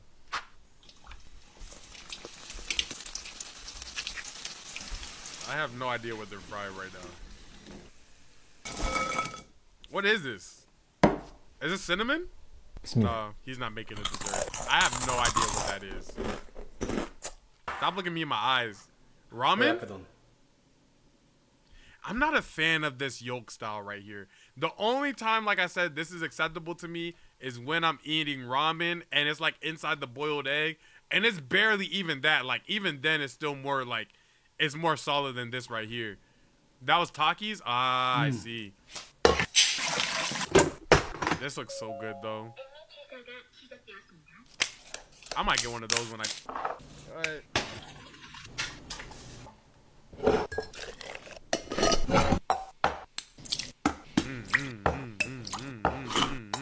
You can make a beat out this, yo. Coco, appreciate the first time the follow. My problem with ramen is I never feel like they never put enough meat in there for me. And I know that's a me thing because I am full by the time I'm done with it. But I always want more meat in my bowl. Pause. What's good, Coco? K-File, appreciate the follow. What's good, family? Green onion on it? Wait, so he is cracking the egg? Oh, no, he's making fried eggs for it? What was the eggs for? This looks so good. He's making broth. Okay. Got it. This jump. Let's do some cooking. I know that jump so far. I'm so tired of seeing niggas make this ratatouille meal. I'm so tired of seeing niggas make... I'm so tired of this ratatouille, bro. We get it, bro. Make the Krabby Patty, bro. I'm so tired of seeing this ratatouille meal, bro. And I'm not even watching this video because it looked disrespectful to my time. The spam one. Spam noodles. Damn, it does sound good, though. Approved! That looks fantastic. That's the right amount of meat to have on a... Oh, my gosh, and it's saucy. Oh, my gosh, they peaked. I peaked. Both. Get them tomatoes out of their game. I ain't gonna lie. Yo, I'm not gonna lie. I was peaking just now. Yo, they got great sandwiches. These all look phenomenal. Phenomenal. Great. Yup. Love it. Oh my god. This is the last one right here. What is this? Tofu? This is tofu? This is 100% tofu. Flour? This a vegan meal? Fry it. Deep fried. Are these chicken nuggets? Like tofu nuggets? I have no idea what I'm looking at. Bismillah. Somebody tell me what that was, because I'm not gonna lie, I don't know. I'm not even sure if that was tofu. I might have just got that wrong the whole time. I'll do one more because I don't even know what that was. Korean soups and stews, episode 1. Kimchi jjigae. I'm not gonna lie, it looks like more tofu. If you guys enjoyed this video, make sure to click this link right here. This video is just as entertaining as the video we just watched together. Don't take my word for it. Take Big Bro YouTube's word on it. They're the ones who put it up there for y'all. And I'm gonna see you in the next one. With that being said, goodbye. Peace. That just look like more tofu, bruh. He said, wait, watch this. I can't. I'm sorry. I'm on a strict schedule right now. I got to get these videos up out of here. Sorry, Eve. I can't. Okay, ready? GTA 6 features it should steal. In the coming... Nope. Gotta restart the intro. Gotta restart the... Damn it, I closed out of Discord. Sometimes you don't get the intro on the first shot, bruh. It's okay. Okay, here we go. With all the anticipation that is coming up with GTA 6 and them trying to put quite literally everything in the game, here are some things that I feel like we can't live without. This is GTA 6, 10 features it should steal. This is about Game Ran X. I keep getting his name wrong every single time. Welcome back to Stanley Offline. Happy to have you. Let's get into it. Lego.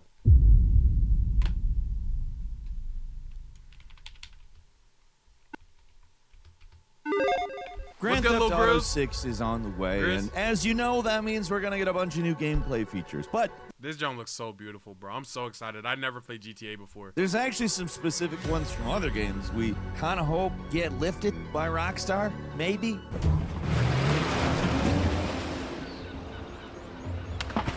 As I like to say, there is nothing new under the sun. Hi folks, it's Falcon. Join the 1% Club to get the exclusive unhinged stuff every week. Today on Game Ranks, 10 features Game we Ranks. think Grand Theft Auto 6 should steal. Talk to me. What features do you guys want inside of GTA? He's fine. He'll make a good husband. I would really appreciate a more community sense to like the home to like the owning a home aspect of it. Like on some sim stuff, if we could somehow replicate me owning a house on the same block as like other people and being able to go in and out of that, design them on some sim stuff, like really building it up, I think that'd be lit. I'm not gonna lie. made sure But I like Animal Crossing the New Leaf, and that's why I'm saying that. What? Starting off with number 10, Kingdom Come Deliverance 2's Law and Order system. We're just asking one simple thing here. To be Okay. able to kill someone in the middle of the desert with nobody around and not have the police immediately on our asses. Not that there's a lot of desert in Florida, but there's equivalents. Red Dead Redemption 2 managed to Okay, I'm not mad at that. That makes sense, actually. improve on the usual Rockstar Wanted formula. They made it so that witnesses spawn out of nowhere nearby, even when it doesn't make any sense. So at least I guess somebody saw it. Did they call the police with their cell phones, though? Anyway, for GTA 6, please, I am begging you, Rockstar, give us a system where getting caught kind of makes some degree of logical sense. There's plenty of games that are at least more forgiving with this kind of thing, and that's a step in the right direction, but if I had to pick one system to steal, it would be how this stuff works in Kingdom Come 2. It's a complex system with a lot of variables built in, but the general idea is that you're not immediately hunted for your wrongdoing. But if people witness you near a crime scene, You know, I'm not mad at this one. Either way that it goes, I'm not mad at it. Like, you know what I'm saying? You do a crime in GTA. I feel like a big part of GTA is escaping the law. And, like, I don't know if people would necessarily want less of that in the game. So I'm not mad at GTA if they don't do this one, because I do think that's a big part of their game is, like, the law. But if they could make GTA feel more like, what's that one indie game, bruh? The one where people were, like, selling drugs is on that street, bruh. If they could have more of that inside of GTA, that'd be fine. Not that I want to sell drugs, but like type shit. when something happens, eventually you'll be visited by guards who are suspicious of you. You won't avoid punishment. Let's go. I'll lock you up in the pillory until you rot. Schedule 1, yes, man. GTA 6 Yeah. could easily build on that idea. The concept of a game where you're doing the Bonnie and Clyde act on the run from the cops after a botched job. I mean, that would be super cool to incorporate it in the wanted system. Make it so, say you manage to rob a place without anyone seeing you, nothing happens. But if you steam in broad daylight and there's a witness who sees you escape, eventually the police will come poking around your safe house, and maybe you need to sneak out the back to avoid them or bluff your way out of getting arrested. Or kill them. Why not? It's Grand Theft Auto. There seems to be an emphasis on robbery based on the trailers, so lean into it by making the mechanics of stealing and committing crimes more complex. They could even do something like Kingdom Come, where your reputation comes into play as well. If a local population likes you, they're less likely to report you to the cops if they see something, but if you're viewed with suspicion, they'll assume that That you're... would be dope, because I know they're putting in extra effort for the NPCs to have more something. I don't remember how the end of that ends. But if NPCs could favor you or not favor you based on how you treat them or their area, therefore that dictates how they call the cops, when they call the cops, if they call the cops, that kind of be cool. responsible for a crime. But man, I'm not gonna lie, that's a lot to put inside of a game. Even if nobody saw you do it. I'm black, man, they all finna hate me.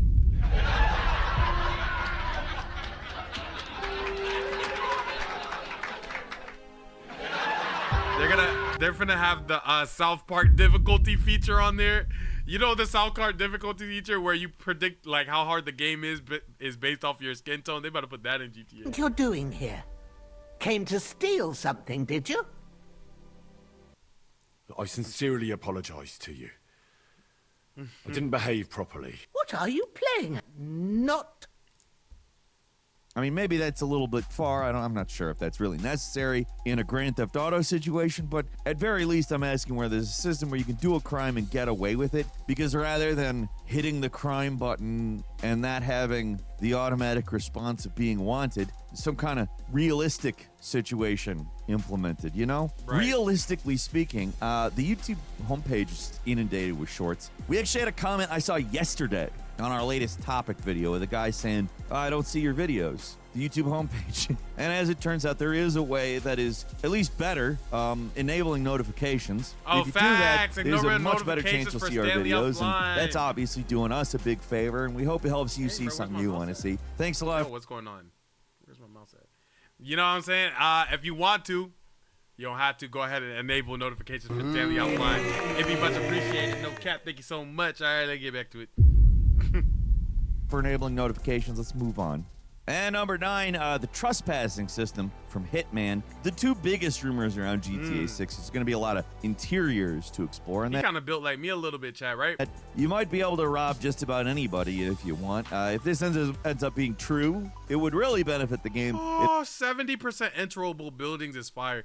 But just don't let me enter the building and enter the building. Please let me enter the building with depth. Like, the thing is, like, entering a building is one thing. Let me, like, let's say I walk into a McDonald's. Let me be able to go inside the kitchen.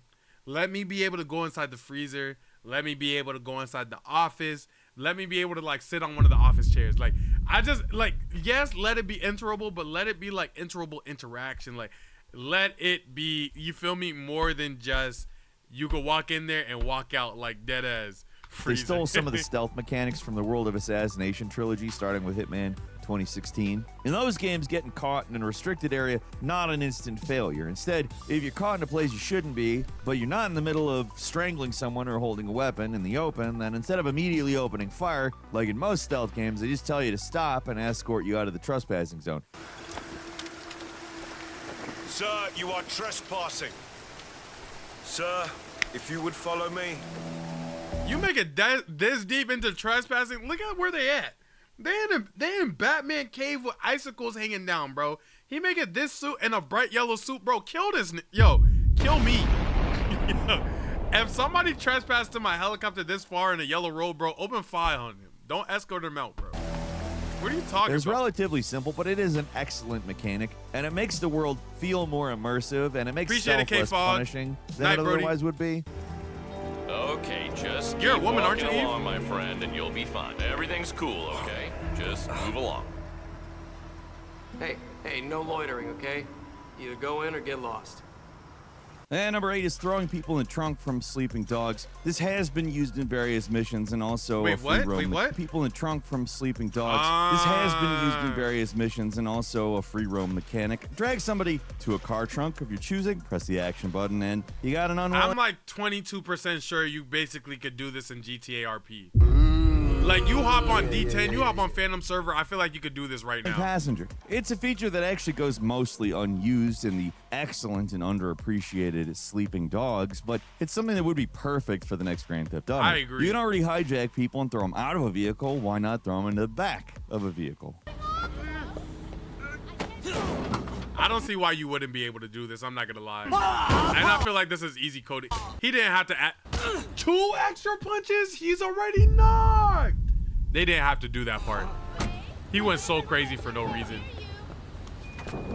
Maybe they could introduce a hostage-taking mechanic, like you could bring high-value targets back to your safe house, ransom them off for cash, that kind of thing. Hell, they could incorporate it into having multiple characters. Like, there could be situations where your playable characters are wanted by the cops, one of them isn't, so you can hide one of the characters in the trunk. They don't even have to go that far. I just want to be able to stuff people in a car in Grand Theft Auto 6, but only because it's funny. I don't know, a lot of stuff I want to happen because it's funny. I mean, they could flesh out the mechanic exactly as it is in Sleeping Dogs, which is to say, not It's messed up what particularly they be fleshed doing. Yo, out. wait, and what I I- would what not I do? care because I like funny. And funny should be a primary concern when making a Absolutely. GTA game. Doesn't have to be the most important thing in the world, but having mechanics like this makes the game more tactile and reactive in a way a lot of open world games just fail to do. Because I promise you, they're going to put the most absurd thing in a car, and then they're going to get rid of the car in the most absurd way. Like, They're gonna put somebody in the trunk, put that said car inside of an airplane, open the trunk, and then drop the car out of a cargo plane, gang.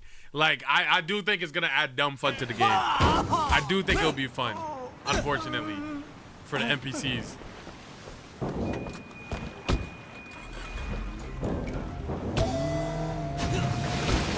And number 7 is automatically taking Insane. pictures that get posted on your feed from Final Fantasy 15. One of those mechanics I'm surprised more games haven't copied, I guess because it doesn't really serve a gameplay function.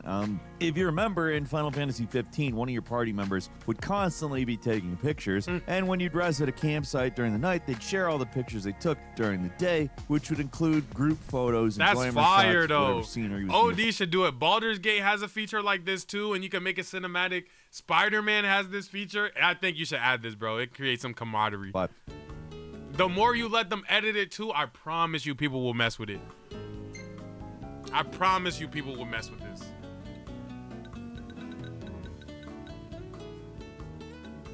it's a fun little concept that adds a lot to the summer vacation vibe the game evokes. Like, it's not nothing crazy to add, but it's still something to add to give people something. I'm with For it. GTA 6, I'm not saying they should do the exact same thing, but even if they did, I think it would make sense. Still, you're playing as they presumably are going to have some degree of fine shit romance, right? If there's one thing a modern couple does is take a lot of pictures together and post on social media. They got and when they phase don't rugged. do that, you're like, oh, maybe there's something wrong here. Anyway, what would be really interesting is if they took that basic concept and pushed it even further. One thing we know about the next GTA is they're definitely pushing the social media angle. The first trailer was full of TikTok-style videos. If there was some kind of in-game TikTok, I think it'd be pretty interesting if you actually got to see short clips of things your characters around. did. Like if there's a big shootout, That maybe would you be get dope. I'm not gonna lie, especially if quick it's like videos just of- automatically like collected online, or if you're online, you get to see what other people are doing.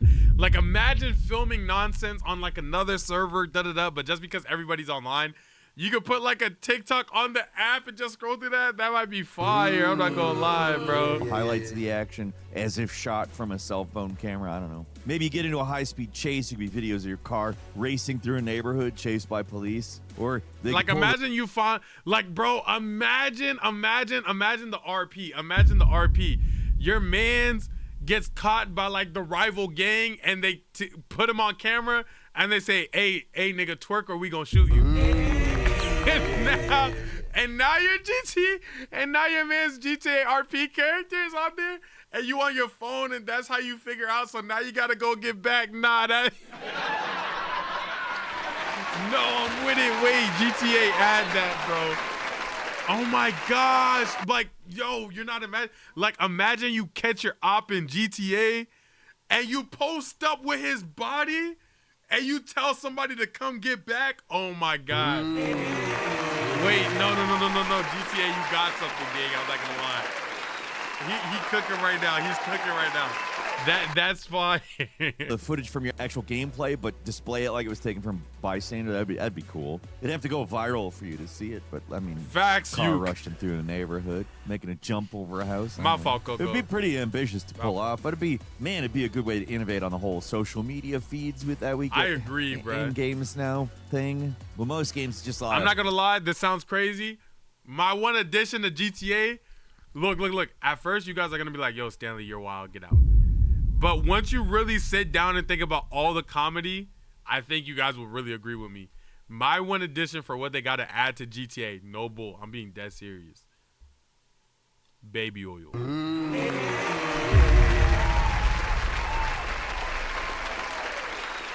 You gotta add baby oil to GTA. You gotta add baby oil to GTA. You gotta add baby oil to GTA. I'm telling you, like, clips. It's clips, bro. Nah, I'm 1000% on board. Twitter style text and a picture, which is, not really how social media is anymore. But if they really lean into it in GTA 6, this stuff What's good, could be 24/7? really What's dynamic good, and family? custom built, and Hope you've can been highlight good. things that your player's actually doing and frame it in a way that's not No, I immersion don't, breaking, but in Vin. fact, immersion enhancing. All right, bro, we get the pictures. I Right, ain't it's gonna way lie. fast. Dogs, police. I skipped right when And you number were about 6 to is move on. Watch Dogs Police Evasion System. Listen, by most accounts, the original Watch Dogs is no GTA, but it did have one innovative mechanic. Well, a few innovative mechanics. I liked the Watch specific Dogs, one bruh. I'm talking about here is the police pursuit stuff. I wish more games would try to steal this. It's one of the few games where it really makes you feel like you're evading the police, not just driving away fast until they give up. I really did like Watch Dogs 1, bro. I'm not gonna lie. I never played Watch Dogs 2 and I regret it a little bit. Not a perfect system, of course. There are ways in which it could be improved dramatically in a future game, but the basic idea is that police scanners search for you, helicopters actually sweep around and look for your vehicle, and police cars have vision cones that you'll want to stay out of. If you're not actively being chased, it becomes a Metal Gear car where you need to quickly slip past a police dragnet. If helicopters are around, you need to hide under bridges. If a police car does start coming down the same road, you can park the car and turn off the engine and hide in the vehicle. It's fun. It's the closest thing we've gotten to the movie Drive's opening police chase in video game form, and I'd like to see GTA steal that idea and run with it. Like I said, the way it's actually implemented isn't as good as it could be in Watch Dogs. In most cases, it could be easily resolved by going in an alley and turning off the car, but the core idea is good. GTA games could especially use something slightly more interesting and active in the police pursuit system. It's remained mostly unchanged since the GTA 3 days, so I think it might could be a definitely good use an idea to upgrade. give this mechanic a new coat of paint, make it more engaging and less annoying. It could definitely use an upgrade. Ion.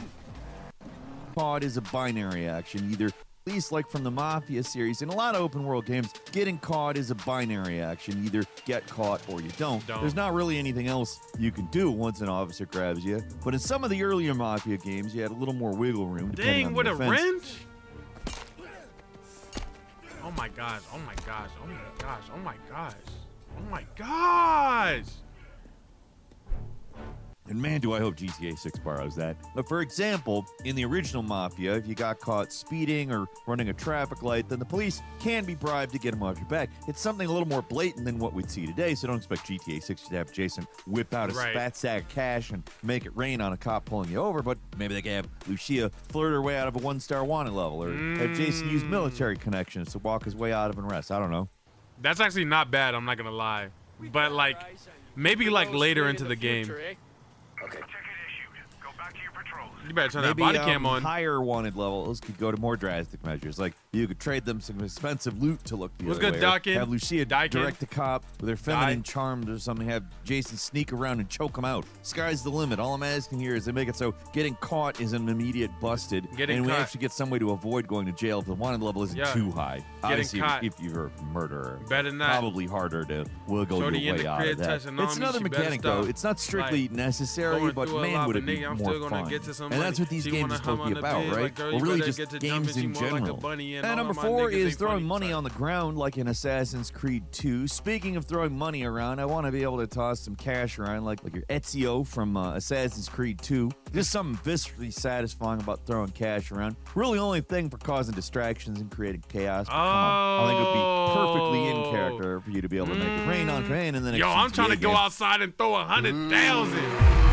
And I mean, they already got a strip club too, bro. They OD should add this feature. You can't just toss coins like Assassin's Creed. Right. They have to be cash. And it would be amazing if you could actually just choose how much money you want to throw around. Facts. You could do it around your Nah, safe they house gotta to do amuse this. yourself, or you could do it I'm in a finna go spend 100,000 on nothing, nigga. I need to do that, bro. crowded area. Just see what kind of chaos you can cause. Double it if they let me do it while I'm driving a car. Make it how it worked in Assassin's Creed 2, but cranked up to 11. NPCs don't just stop what they're doing and scramble for the cash. They actually start fighting, have one person pull out a knife. Maybe the whole thing devolves into an open shootout. Either way, great distraction. Probably a lot of fun. I don't even care if there's a point to it. I just want to be able to throw money around GTA 6. And I don't mean using a coin to distract people. I mean throwing like $1,000 in the air and watching people desperately fight Just for what be they lit. can get. Once again, ultimately pointless mechanic, but I it's like the game. I like the way game ranks things, bro. It's like he's not adding mechanics that's like shifting the overall game. The game's the same, but like all of this does make the game 2% funner. I could What's see good, them putting D-Sav? into the game, and the possibilities of effectiveness in this type of a situation, or it's not exactly endless, but it would be funny, and they probably would have uses. Gold! Mi piace. Gold! Yes! Gold! Yes! Gold! Yes! Gold! right, they gotta change the audio though. This is crazy. Gold, yes, money. Nah.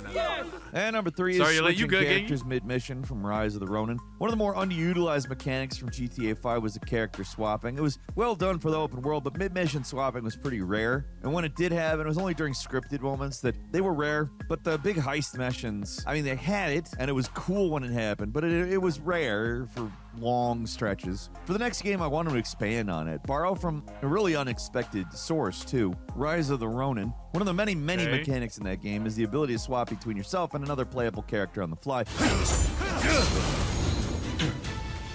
They're both along for the ride and available anytime you need them, and all you have to do is switch at the press of a button. That is what I would like to see in GTA 6. Say you're in a shootout, want to instantly switch from a character who's pinned down to the other character so I can find an opening and rescue him. I want to be able to sneak with either character, get around obstacles, guards from different angles. I want to have one character overwatching the place with a rifle. The other goes in, you swap between them whenever you like. Would that not be awesome? Basically, I want GTA 5 characters. I get it. But something about it isn't really like making me like super behind this one though, because I feel like part of GTA's unpredictability is like you're not just supposed to be able to get out of everything with another character, and I know that's not what he's asking for, but that's like making me a bit reserved. And more like Rise of the Ronin. I get it though. Hey.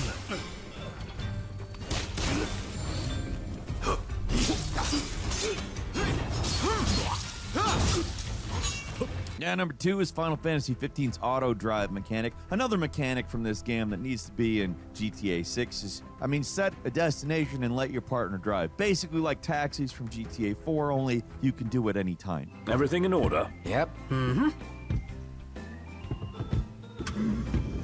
Put the roof down, kick up your feet on the dashboard, scroll your phone while the other character does all the driving. Maybe they could have random conversations, you could move around the car, make it so one character can drive, the other person can shoot. The other person being you. While we're talking vehicles, I should bring up a feature from one of the old Forza games and let us create a custom playlist using songs from Spotify or whatever. I don't think that'll ever happen, but it'll be a welcome feature to have a custom soundtrack accessible. I promise they wouldn't let that happen. It's already in GTA 5 with the self-radio on PC. They did it a bunch of other games previously. Maybe it'd be nice to have this automatically tied to your Spotify account or something rather than forcing you to drag and drop loose MP4s into an empty folder. Just a quick login. Yeah, I just want to hang out in my car. Go on a long ride, crank some custom tunes, playing GTA 6. Cruising in Final Fantasy 15 was one of the magical things that was so unique and satisfying that no other open world game has attempted to do, but GTA 6 could do it the way they did it. They could even make it better if they wanted to.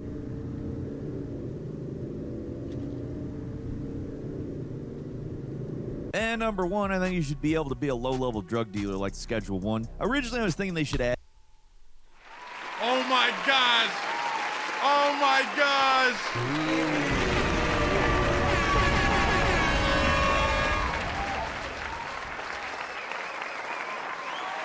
Oh my gosh, I literally asked for this at the beginning of the game. No, this is beautiful. Oh my gosh, that's so crazy. I said the same thing at the beginning of the video. Talk! Go ahead, Game Rink. Yes, sir. Yes, sir. The drug dealing from one of the more underrated games in the GTA Completely franchise, agree. The Chinatown Wars. But you put some more thought into it. I don't Talk know if about that it. would really Talk about fit it. the vibe that GTA 6 is going for. You're not sophisticated wheeling and dealing drug empire head honchos or anything like that. You're a low-level scumbag trying to make ends meet. That's when I realized that the actual game they should be stealing from is Schedule 1, especially the early game stuff where you're doing basic stuff like growing weed out of your apartment and crushing up pharmaceuticals and selling teens. There should be mini games in GTA where it's like part of something to be something else. Stuff to the guys who hang out behind the local 7-Eleven. Doesn't need to go nearly as far as Schedule 1, where you could buy an entire warehouse and have a whole bunch of employees. But if you could do basic stuff like growing some weed and doing some of the strangely But it would be dope. I'm not gonna lie, the closer it could get to Snowfall, the better. Manufacturing stuff. It'd be hard, I'm not gonna lie. Buds and putting them in little baggies to sell. Weirdly satisfying stuff like that. Making weed, selling, drug dealing, a cozy game. Put that in here. Doesn't need to be elaborate. I think copying the actual process, though, of creating drugs from Schedule 1 could be a lot of fun. Could be a modern version of the potion mixing from Kingdom Come 2. Hell, let us buy a Winnebago and go full Breaking Bad. I want to try and cook blue meth in GTA 6 to get chased around by meth gators after the trailer blows up in a chemical explosion. Doesn't need to be as complex or in-depth as Schedule 1 in all seriousness, but the basic concept of cooking and selling drugs would be a fun idea to explore in a GTA game, especially one set in a fictionalized version of the meth capital of the world.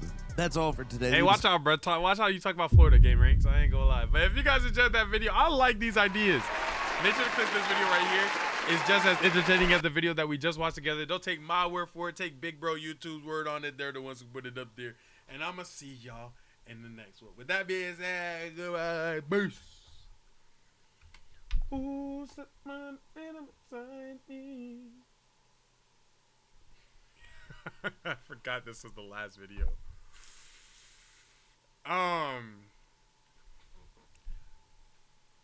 If you haven't felt the touch of a loved one in a long time, but you're overly freaked out and always thinking about it, this video might be for you. This is called Why Am I Always Horny? This is Sexual Intrusive Thoughts Explained by Psych2Go. Welcome back to Stanley Live.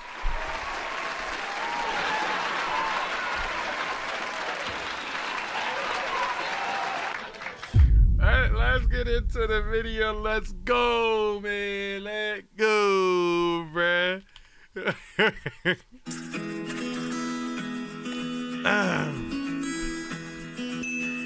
Chat, y'all relate to this or no? What if Chat, let me know if you guys always be like, you feel me? Like, I told you that those sudden random sexual urges you get when you're not even thinking about anything sexual are actually your brain doing its job a little too well. Feel me? And my brain work. You mean?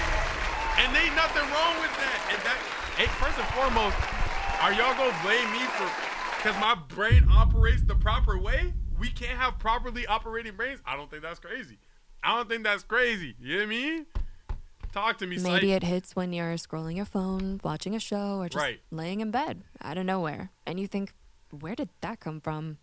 We all know that sexual urges are part of being human, but few people realize how fast and how deeply the brain Okay, but like, what counts as a sexual urge? Like, what counts? Can we look that up actually? Let's look that up actually. What counts as a sexual urge?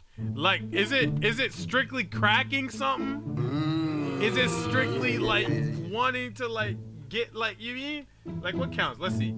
A sexual urge or desire is a psychological and emotional state characterized by an interest in sexual objects, fantasies, or activities. It is often described as a wanting or a mental itch to engage in sexual behavior, either alone or with a partner. Okay.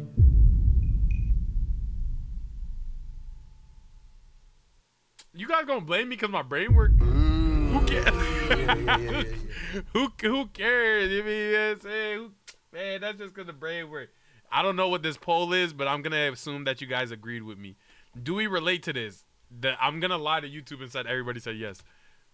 I just stopped the recording. Here we go. reacts when it feels even a hint of stimulation.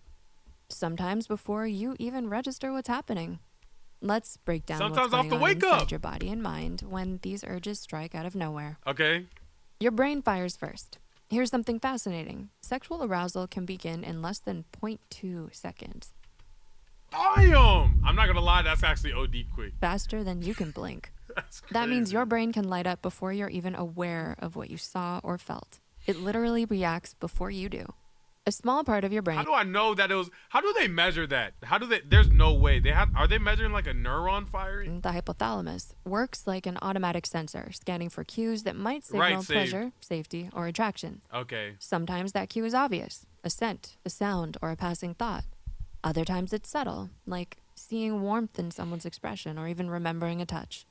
And your brain doesn't always wait for permission. Bro, I never really understood the scent thing, like being like something that could really get you like into like a shorty crazily, until I want to say like last year and a half. Bro, there was, oh my gosh, there was this one shorty, bro. She smelled so good, kid. She smelled so good. I'm talking about you could walk out and you could see, visually, you guys think I'm playing, you could visually see that she smelled good, gang. That's the first time that I was ever like, yo. I've never seen smell like help somebody's attractive level so crazy, gig. Shout out her, bro. No cap, bro. Floods your system with dopamine, the reward chemical, saying, "This feels good. Go get it." Even imagining touch activates nearly 80% of the same brain areas as real touch. That's why urges can feel so physical, even when nothing's actually happening around you. Emotional triggers disguised as desire. Ever notice how urges seem stronger when you're not feeling your best? Here's the twist. Not every sexual urge is truly about sex. Sometimes your brain mistakes emotional needs for physical ones. Okay. When you're stressed, lonely, or bored, your reward system craves comfort. A sexual thought or fantasy becomes a quick dopamine snack, a shortcut to feeling good when life feels heavy. This happens because your brain releases oxytocin, the bonding hormone, during both intimacy and emotional safety. Okay. So if you suddenly feel turned on during a kind conversation, a hug, or even a movie scene, it might not mean you want sex. It might mean you're getting turned on. Yo. Shout out to anybody who's experienced this. I'm not even making fun of you. Getting turned on during a kind conversation is crazy. Like, I'm not gonna lie, like, yo, like, yeah, I'm here for you. Anytime you need anything, like, yo, reach out. Like, bro, you gotta make sure you hit people. Like, you know I'm always gonna be on your side. Like, you gotta talk to me more. And then just bricked. I don't know about that crazy game. craving connection or reassurance. Psychologists call this misattribution of arousal, when physical sensations overlap with emotional ones. Your body's signal for stress, comfort, and attraction often share the same wiring. So when urges appear out of nowhere, it could simply be your brain saying, I need closeness. I need calm. Why you can't just turn it off? Ever feel frustrated with yourself for having an urge at the worst possible time, like during work, studying, or a serious talk?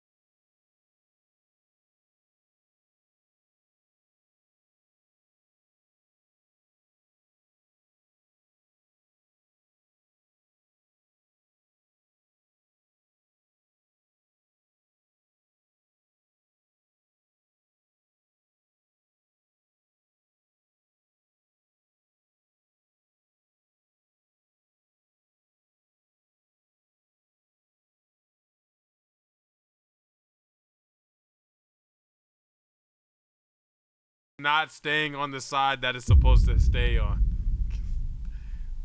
I get up to the board. I take my time. I'm answering the question. As I'm answering the question, I'm going so slow because I'm like pressed up against the wall, basically. I'm answering it. I'm trying to focus on being right, but also it's like, bruh, chill. Go down. And I took so long that it finally went away.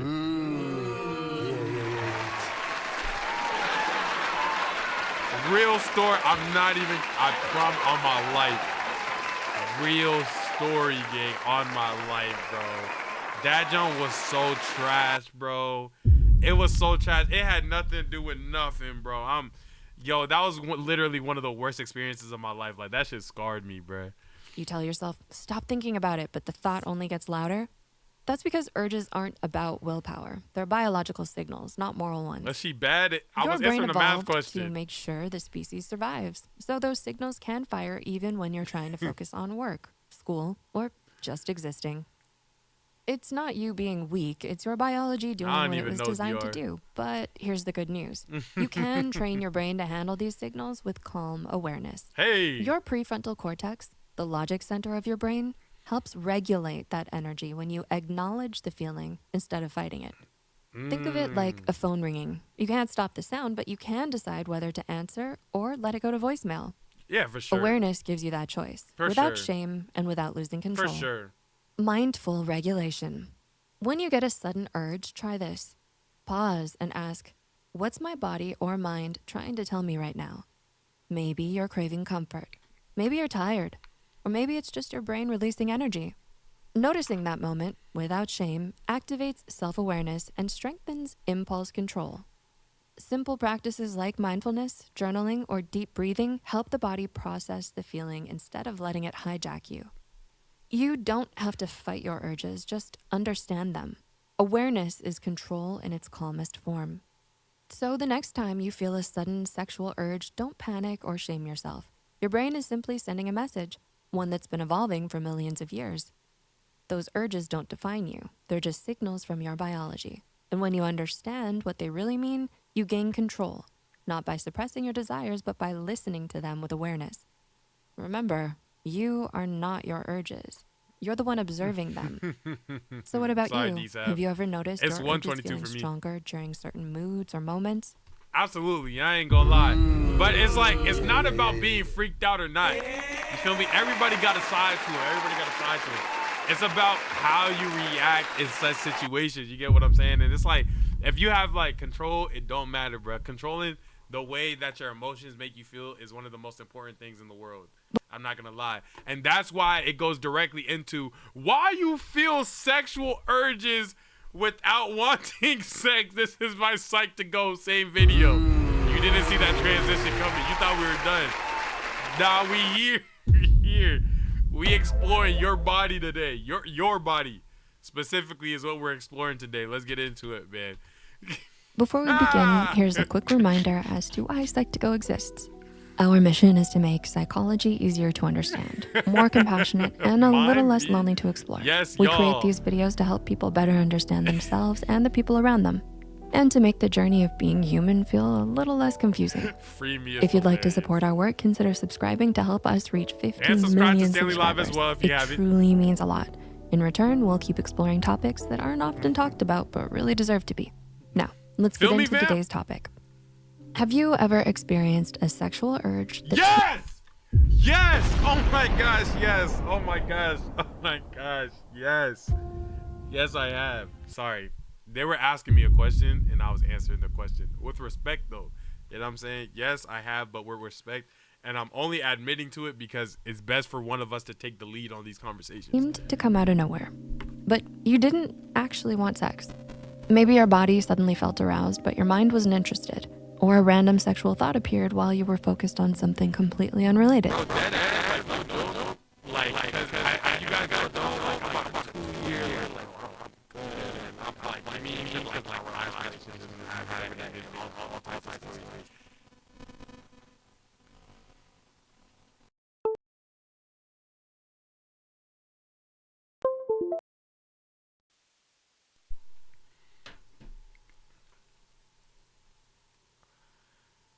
Yo.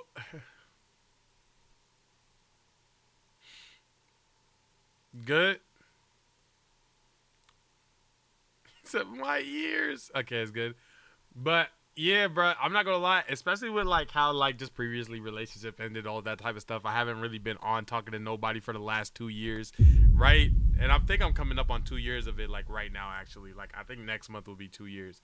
But like with that being said, the interaction with women is at an astronomical low right now.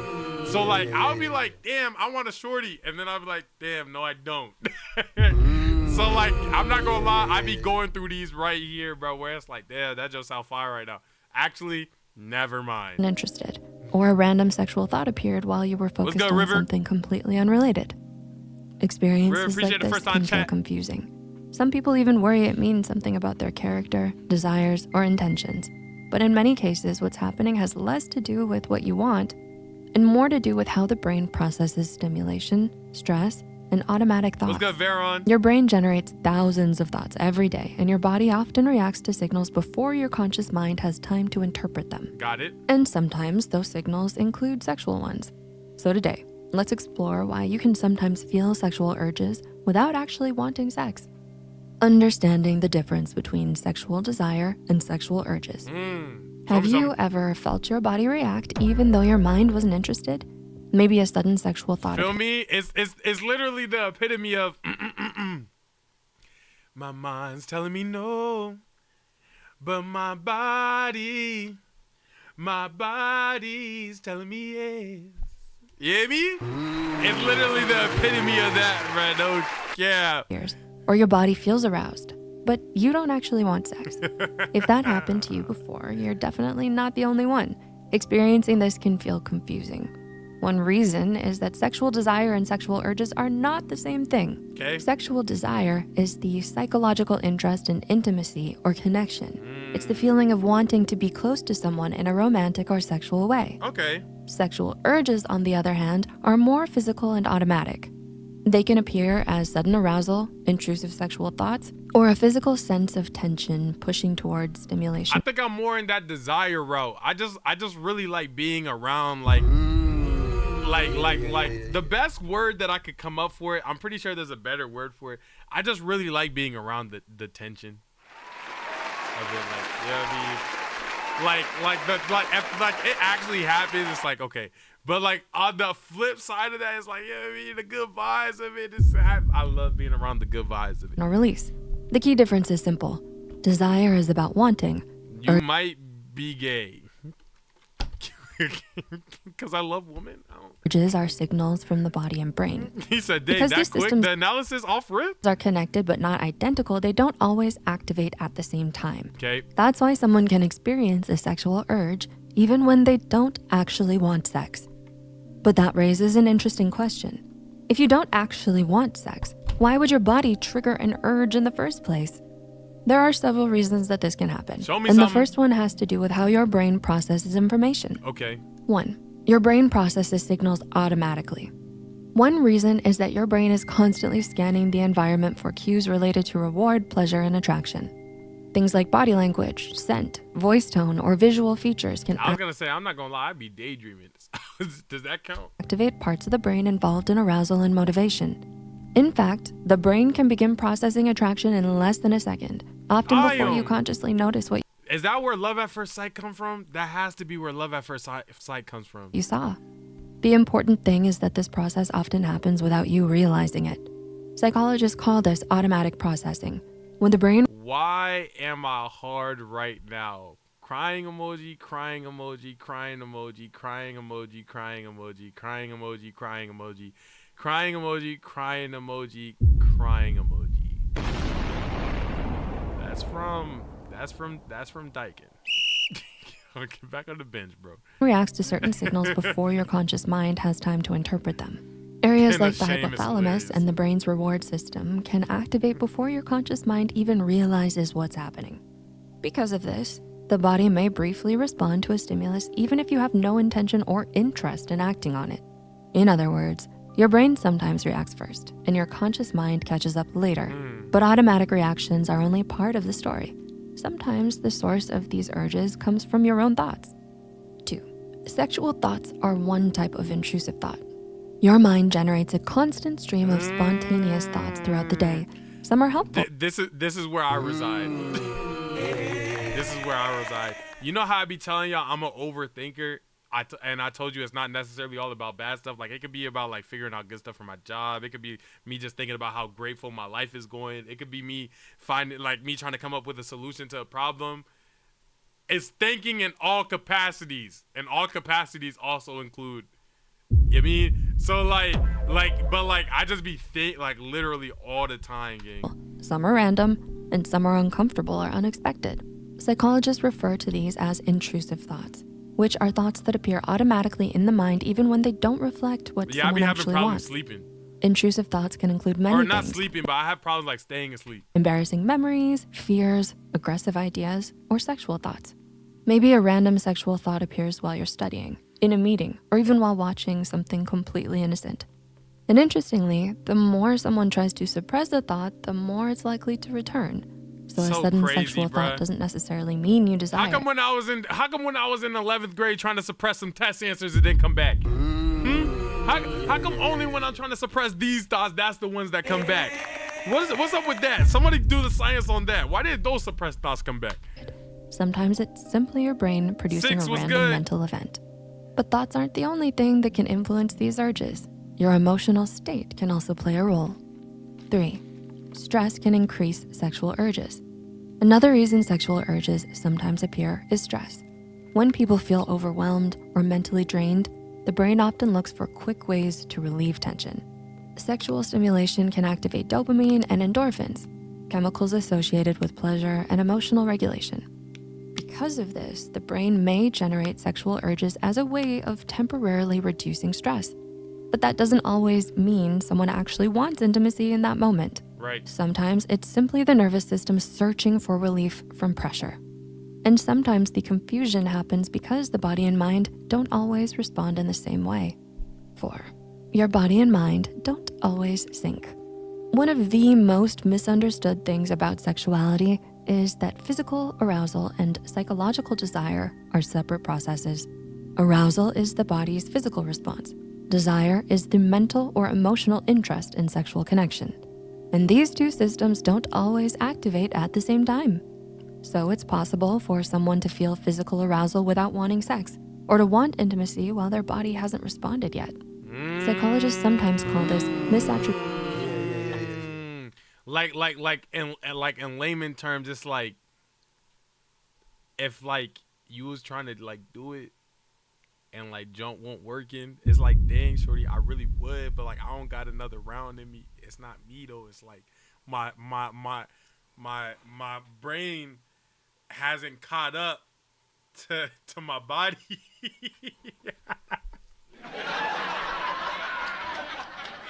Yo, if shorty ever get mad at me for a round, I'm taking it straight to a Psych to Go video. It's not me. It's, you gotta understand, the mental and the physical, they act separately. So it's not that I don't want to, it's really that my desires isn't aligned. Yeah, that's hilarious, bro. Intimacy while their body hasn't responded yet. Psychologists sometimes call this misattribution of arousal. When the body's physical... I can't wait to hit somebody with that. Yo, it's not even that I wouldn't stay and like go again. It's just like, we got a misattribution of arousal right now. Nigga, I'm gonna get slapped. Hey. Signs don't perfectly match what the mind actually wants. And this mismatch is actually super common. Another thing that can happen is spontaneous arousal. This is when the body shows signs of arousal even though the person isn't thinking about anything sexual. Understanding this can help people realize that bodily reactions don't always reflect their intentions or desires. Right. 5, curiosity is a natural part of the human brain. Human brains are naturally curious. We explore ideas, imagine possibilities, and mentally stimulate different experiences all the time. This curiosity can sometimes include thoughts related to attraction, relationships, or sexuality. Right. Occasionally, the brain generates these thoughts simply because it's exploring possibilities, not because someone intends to act on them. Just like the mind can imagine awkward conversations, embarrassing situations, or strange dreams, it can also produce sexual thoughts that don't reflect your true intentions. Thoughts are simply events in the mind. They don't define who you are. What you can do when this happens.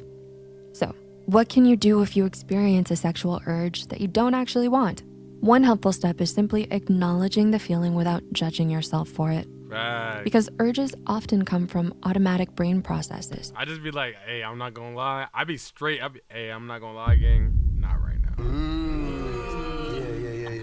Come on, gang. Like, you gotta understand, bro. We had a funeral right now. Yeah, we had a funeral right now, bro. Some mad family members around, bro. Come on, gang. What is this from, bro? You know what I'm saying? Sometimes you just gotta talk to bro. You gotta just talk to... Trying to suppress or fight them too aggressively can sometimes make them feel stronger. Instead, many psychologists recommend noticing the sensation, letting it pass, and gently redirecting your attention to something else. For example, you might take a few slow breaths, shift your focus back to what you were doing, or remind yourself that an urge is simply a temporary signal from the brain. Most urges naturally fade after a short time if they aren't reinforced. Facts. Understanding what's happening in your mind can make those moments feel much less overwhelming. Experiencing sexual urges without actually wanting sex can feel confusing, but in many cases, it's simply the result of automatic brain processes, intrusive thoughts, stress responses, or the natural difference between physical arousal and psychological desire. Having a thought or urge doesn't mean you have to act on it. Understanding how the mind and body work together can make these moments feel a lot less confusing. We truly appreciate all of your love and support for our work. If you found these videos helpful, check out our video on when sexual urges hit out of nowhere. We'd also love to hear your I think thoughts. that's the one that we actually just already watched, so that's dope. If you guys enjoyed the video, I hope that I was able to provide you with some education on your body and saying better understanding and knowledge of your sexual desires. And that being said, click on this video right here. This video is just as entertaining as the video that we just watched together. Don't take my word for it. Take Big Bro YouTube's word on it. They're the ones who recommended it for you. And I'm going to see you in the next one. But that being said, goodbye. Peace.